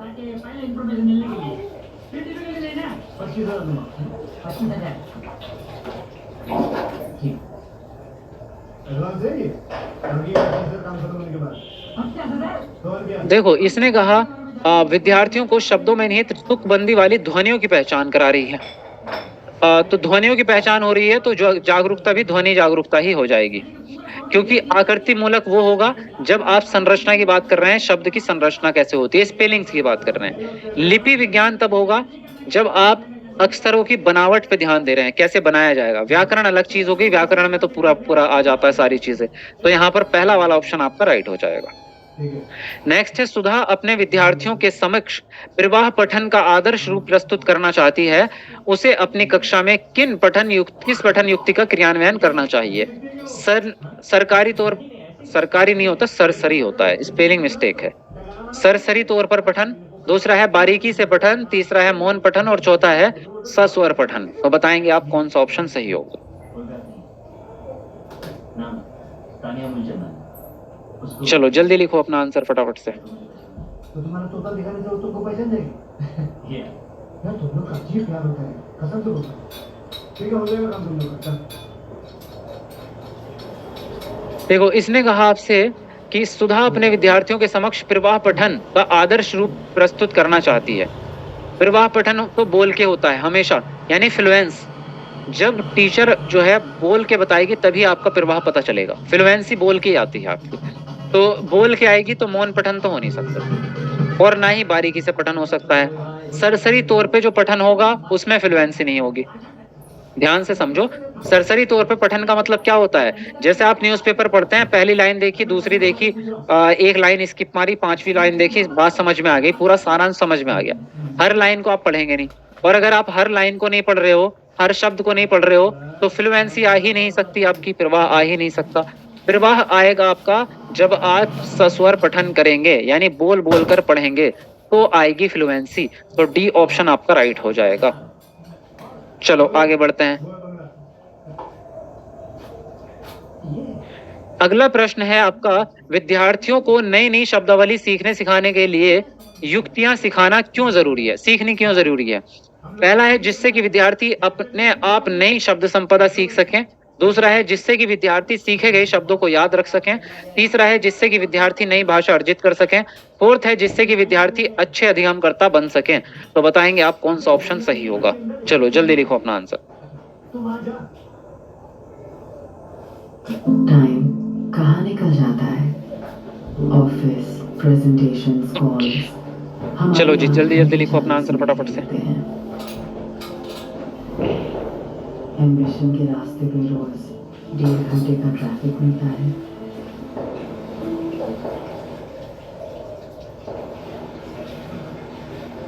इसने बोला है कि बच्चों को नई नई शब्दावली सीखने सिखाने के लिए आप युक्तियां क्यों सिखाते हैं, यानी कि टेक्निक्स क्यों सिखाते हैं बच्चे को, जिससे कि विद्यार्थी अपने आप नई शब्द संपदा सीख सके। पहला ही ऑप्शन ठीक है ना। शब्दावली के लिए अगर आप बच्चे को टेक्निक सिखा देंगे तो बच्चा नई शब्दावली को खुद ही सीख लेगा, जिससे विद्यार्थी सीखे गए शब्दों को याद करे। याद करना तो वैसे भी गलत है। नई भाषा अर्जित करे, नई भाषा की बात नहीं कर रहे हैं, केवल शब्दावली की बात कर रहे हैं, शब्द बढ़ाने हैं उसी भाषा के। अच्छे अधिगमकर्ता तो फिर सारे सब्जेक्ट के होंगे, केवल भाषा के नहीं होंगे, शब्द के नहीं होंगे। पहला ऑप्शन यहाँ पर आपका राइट हो जाएगा। अगला प्रश्न है आपका, आपकी नियुक्ति माध्यमिक स्तर पर भाषा अध्यापक के रूप में होती है, कक्षा में आपकी क्या भूमिका रहेगी? पहला है आप यह निर्णय लेना चाहेंगे कि क्या और कैसे पढ़ाना है।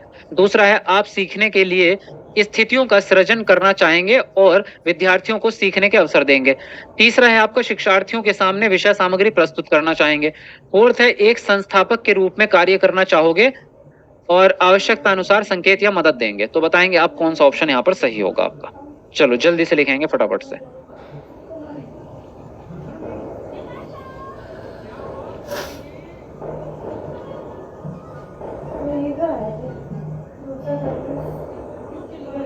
हाँ जी, तो इसने कहा अगर आप एक टीचर बन जाते हैं, भाषा अध्यापक बन जाते हैं, तो कौन सी भूमिका आपकी रहेगी? आप ये निर्णय लेंगे कि क्या पढ़ाना है, कैसे पढ़ाना है। यस। आप सीखने के लिए स्थितियों का सृजन करेंगे, यानी कि आप वातावरण का निर्माण कराएंगे जिससे बच्चे को सीखने के अवसर मिलेंगे। शिक्षार्थियों के सामने विषय सामग्री प्रस्तुत करना चाहेंगे। ये कोई जरूरी नहीं है कि आप जो है कंटेंट उनके सामने प्रस्तुत करें, वो आपके लिए है, खुद के पर्सनल मामला है। संस्थापक के रूप में कार्य करना चाहेंगे और आवश्यकता अनुसार जरूरत देंगे। बच्चों को जितने संकेतों की जरूरत है, संकेत मतलब मदद, जो कि पाड़ होती है आपकी, तो ये देंगे। ए, बी और डी सही हो जाएगा। फोर्थ वाला ऑप्शन आपका यहाँ पर सही हो जाएगा। ठीक है, चलिए हिंदी पेडागोजी आपकी यहाँ पर समाप्त होती है। अब करेंगे SST यानी कि सोशल साइंस, और ये सभी लोग करेंगे, छोड़ के मत भाग जाना भाई। ठीक है, बहुत इंपॉर्टेंट क्वेश्चंस हैं आपके, एक एक क्वेश्चन आपका तो मिस नहीं होना चाहिए आपका बिल्कुल भी। ठीक है, अमनीश सर आपको कराने वाले हैं और बहुत तगड़े तरीके से कराएंगे, पूरे एक्सप्लेनेशन के साथ में, एक एक क्वेश्चंस के साथ में इतने फैक्ट मिलेंगे आपको कि आपकी तैयारी बहुत ही बेहतरीन होती चली जाएगी। तो सारे फैक्ट जो है लिखते रहना आप उस पे, अपने रजिस्टर पे। जितने भी नए फैक्ट आपको बताएंगे अमनीश सर, वो सारे रजिस्टर पे लिखते रहना। क्वेश्चन से हटके भी आपकी एक्सप्लेनेशन जो होता है वो बड़ा महत्वपूर्ण होता है ना। आ जाइए सर, आ जाइए।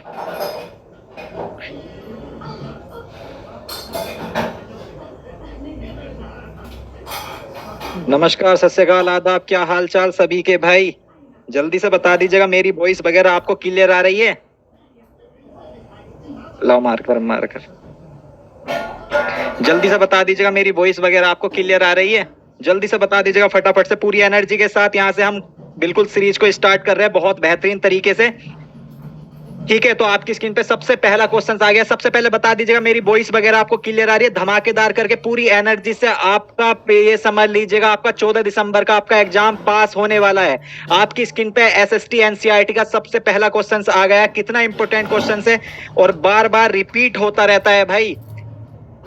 आखेटक संग्राहकों द्वारा रहने के लिए एक विशेष स्थल का चयन करने हेतु वैध कारणों में से निम्नलिखित में से कौन सा कारण हो सकता है? मतलब के पूछ रहा आखेटक संग्राहकों, ठीक है, इनके द्वारा किसी एक स्थान पर रहने के लिए भाई कौन सा स्थान का आप चयन करेंगे? तो बता दीजिएगा। एक, गुणवत्ता वाले पत्थरों की उपलब्धता, बी आपका स्थानीय जनजातियों के साथ घनिष्ठता, और सी आपका भगवान एवं अन्य शक्तियों का भय, या फिर डी आपका समूह के मुखिया का निर्णय। जल्दी से फटाफट से बताइए यहाँ पर हमारा कौन सा करेक्ट हो जाएगा?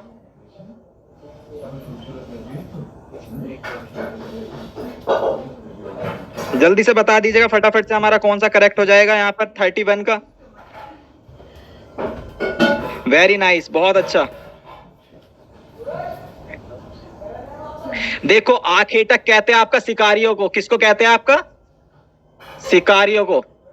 अगर आखेटक पूछ ले खाली आखेटक, आखेटक मतलब है शिकार करना, और आखेटक मतलब है, आखेट मतलब शिकार करना, आखेटक मतलब है शिकारियों को। जो प्राचीन काल में आपको पता है कि शिकार करते थे लोग बाग, तब उस तरीके से जो आपके ये संग्राहकों का मतलब है आपका कोई भी जब इंसान आपका खाने की तलाश में जाते थे, ठीक है, तो उसका मतलब है संग्राहकों द्वारा रहने के लिए एक विशेष स्थल का चयन करने हेतु। तो अगर हम किसका चयन करेंगे? वहां पर गुणवत्ता वाले पत्थरों की उपलब्धता हो, ठीक है। तो यहाँ पर फर्स्ट ऑप्शन बिल्कुल करेक्ट हो जाएगा यहाँ पर आपका, ठीक है, क्योंकि यहाँ पर अगर वहां पर पत्थर की उपलब्धता ठीक होगी तो ये शिकार करके खाते थे, आपको पता है आखेटक लोग, तो ये शिकार करके खाते, तो वहां पर नोकीले पत्थर होते थे आपके, ठीक है। तो नोकीले पत्थर से ही वो शिकार करते थे। उस समय लोहे वगैरह के औजार नहीं हुआ करते थे प्राचीन काल में, ठीक है, जब आदि मानव लोग रहा करते थे। तो जब आदि मानव लोग रहा करते थे तो उस समय पे पत्थरों के औजारों का प्रयोग करके कुछ इस तरीके से कटिंग होती थी, तो उन्हीं पत्थरों का उपयोग करके उस समय पे शिकार करते थे और अपने खाने पीने की आपका वहां पे देखते थे वो लोग, ठीक है। तो उनसे यही पूछा था क्वेश्चंस में, चयन करेंगे कौन से स्थान का, तो फर्स्ट ऑप्शन बिल्कुल करेक्ट हो जाएगा। उसके बाद नेक्स्ट क्वेश्चंस की ओर चलते हैं। निम्नलिखित में से किस बंदरगाह में जिसका उल्लेख कविताओं में मिलता है? कौन सा ऐसा बंदरगाह है भाई? वो पूर्वी तट पर व्यापार के प्रमाण मिले हैं उस बंदरगाह पर। कौन सा है वो इनमें से? धरणीकोटा, पुहार, मदुरै या कोकरई? जल्दी से बता दीजिएगा फटाफट से हमारा कौन सा करेक्ट हो जाएगा यहाँ पर। बहुत अच्छा, वेरी नाइस, वेरी नाइस, बहुत अच्छा, बहुत ही अच्छा, सबके जवाब आ रहे हैं। बहुत अच्छा, बहुत अच्छा। तो यहाँ पर अगर मैं बात कर लूँ आपका बंदरगाह, ये आपका यहाँ पर तमिलनाडु की तरफ, ये आपका तमिलनाडु है, यहाँ पर तमिलनाडु, ठीक है। ये तमिलनाडु जिसका उल्लेख कविताओं में मिलता है और पूर्वी तट पर व्यापार के प्रमाण मिले हैं, ये पुहार में मिले हैं, ठीक है।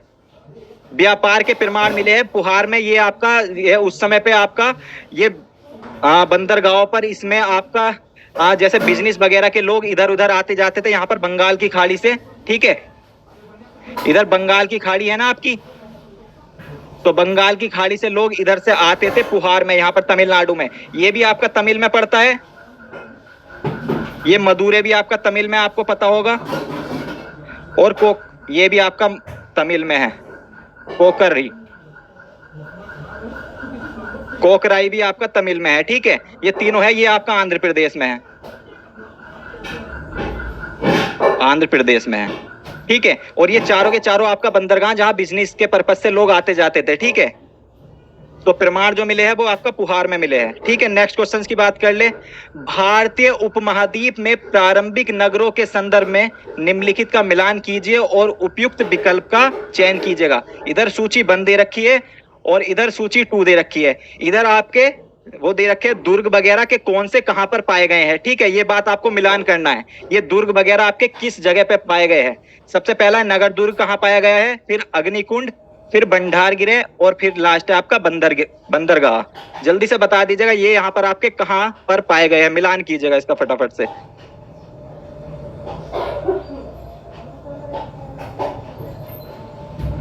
जल्दी से बता दीजिएगा फटाफट से यहाँ पर हमारा कौन सा करेक्ट हो जाएगा। बहुत अच्छा,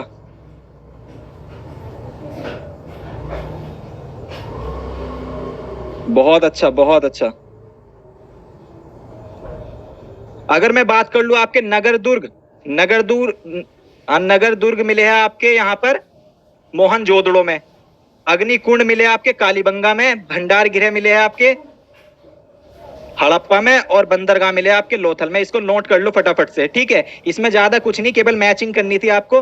तो पहले का चौथा, दूसरे का तीसरा, पहले का चौथा, दूसरे का तीसरा, तीसरे का दूसरा, ये फर्स्ट ऑप्शन बिल्कुल करेक्ट हो जाएगा यहाँ पर आपका, ठीक है। उसके बाद नेक्स्ट क्वेश्चन पे चलते हैं। निम्नलिखित कथनों ए और आर को पढ़िए तथा उपयुक्त विकल्प का चयन कीजिएगा। ये आपके स्टेटमेंट से संबंधित है, आपको स्टेटमेंट पढ़नी है और बताना है। यहाँ पर कथन ए है, महावीर और बुद्ध दोनों ने आध्यात्मिक ज्ञान प्राप्ति के लिए घरों के त्याग पर बल दिया। क्या ये बात आपकी ठीक है? उसके बाद कारण आर है, उनका मानना था कि संघ में रहने के लिए अपने घरों का त्याग करने वाले ही सच्चा ज्ञान का प्राप्त कर सकते हैं। तो जल्दी से बता दीजिएगा यहाँ पर हमारी कौन सी स्टेटमेंट इनमें से करेक्ट हो जाएगी।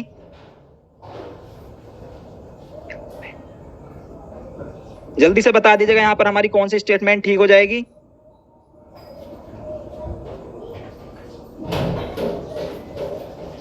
यहाँ पर महावीर और बुद्ध दोनों ने आध्यात्मिक ज्ञान प्राप्ति के लिए घर का त्याग पर बल दिया। ये बात आपकी ठीक है। इन दोनों ने ही, महावीर ने और बुद्ध ने ही कहा है, अगर आपको आध्यात्मिक ज्ञान प्राप्त करना है तो आपको अपने घर से बाहर जाना पड़ेगा, ठीक है, घर का त्याग करना पड़ेगा। उसके बाद कारण आर रिलेट कर रहा है नहीं, ये समझते हैं हम। उनका मानना था कि जो संघ में रहने के लिए अपने घरों का त्याग करने वाले ही सच्चे ज्ञान प्राप्त कर सकते हैं। ये भी आपका कारण गलत है, ये कारण गलत है आपका। ऐसी बात नहीं है जो कि भाई घर से निकल जाएंगे वही सच्चे ज्ञान का प्राप्त करेंगे, ठीक है। ये कारण गलत है, ए ठीक है, आर गलत है।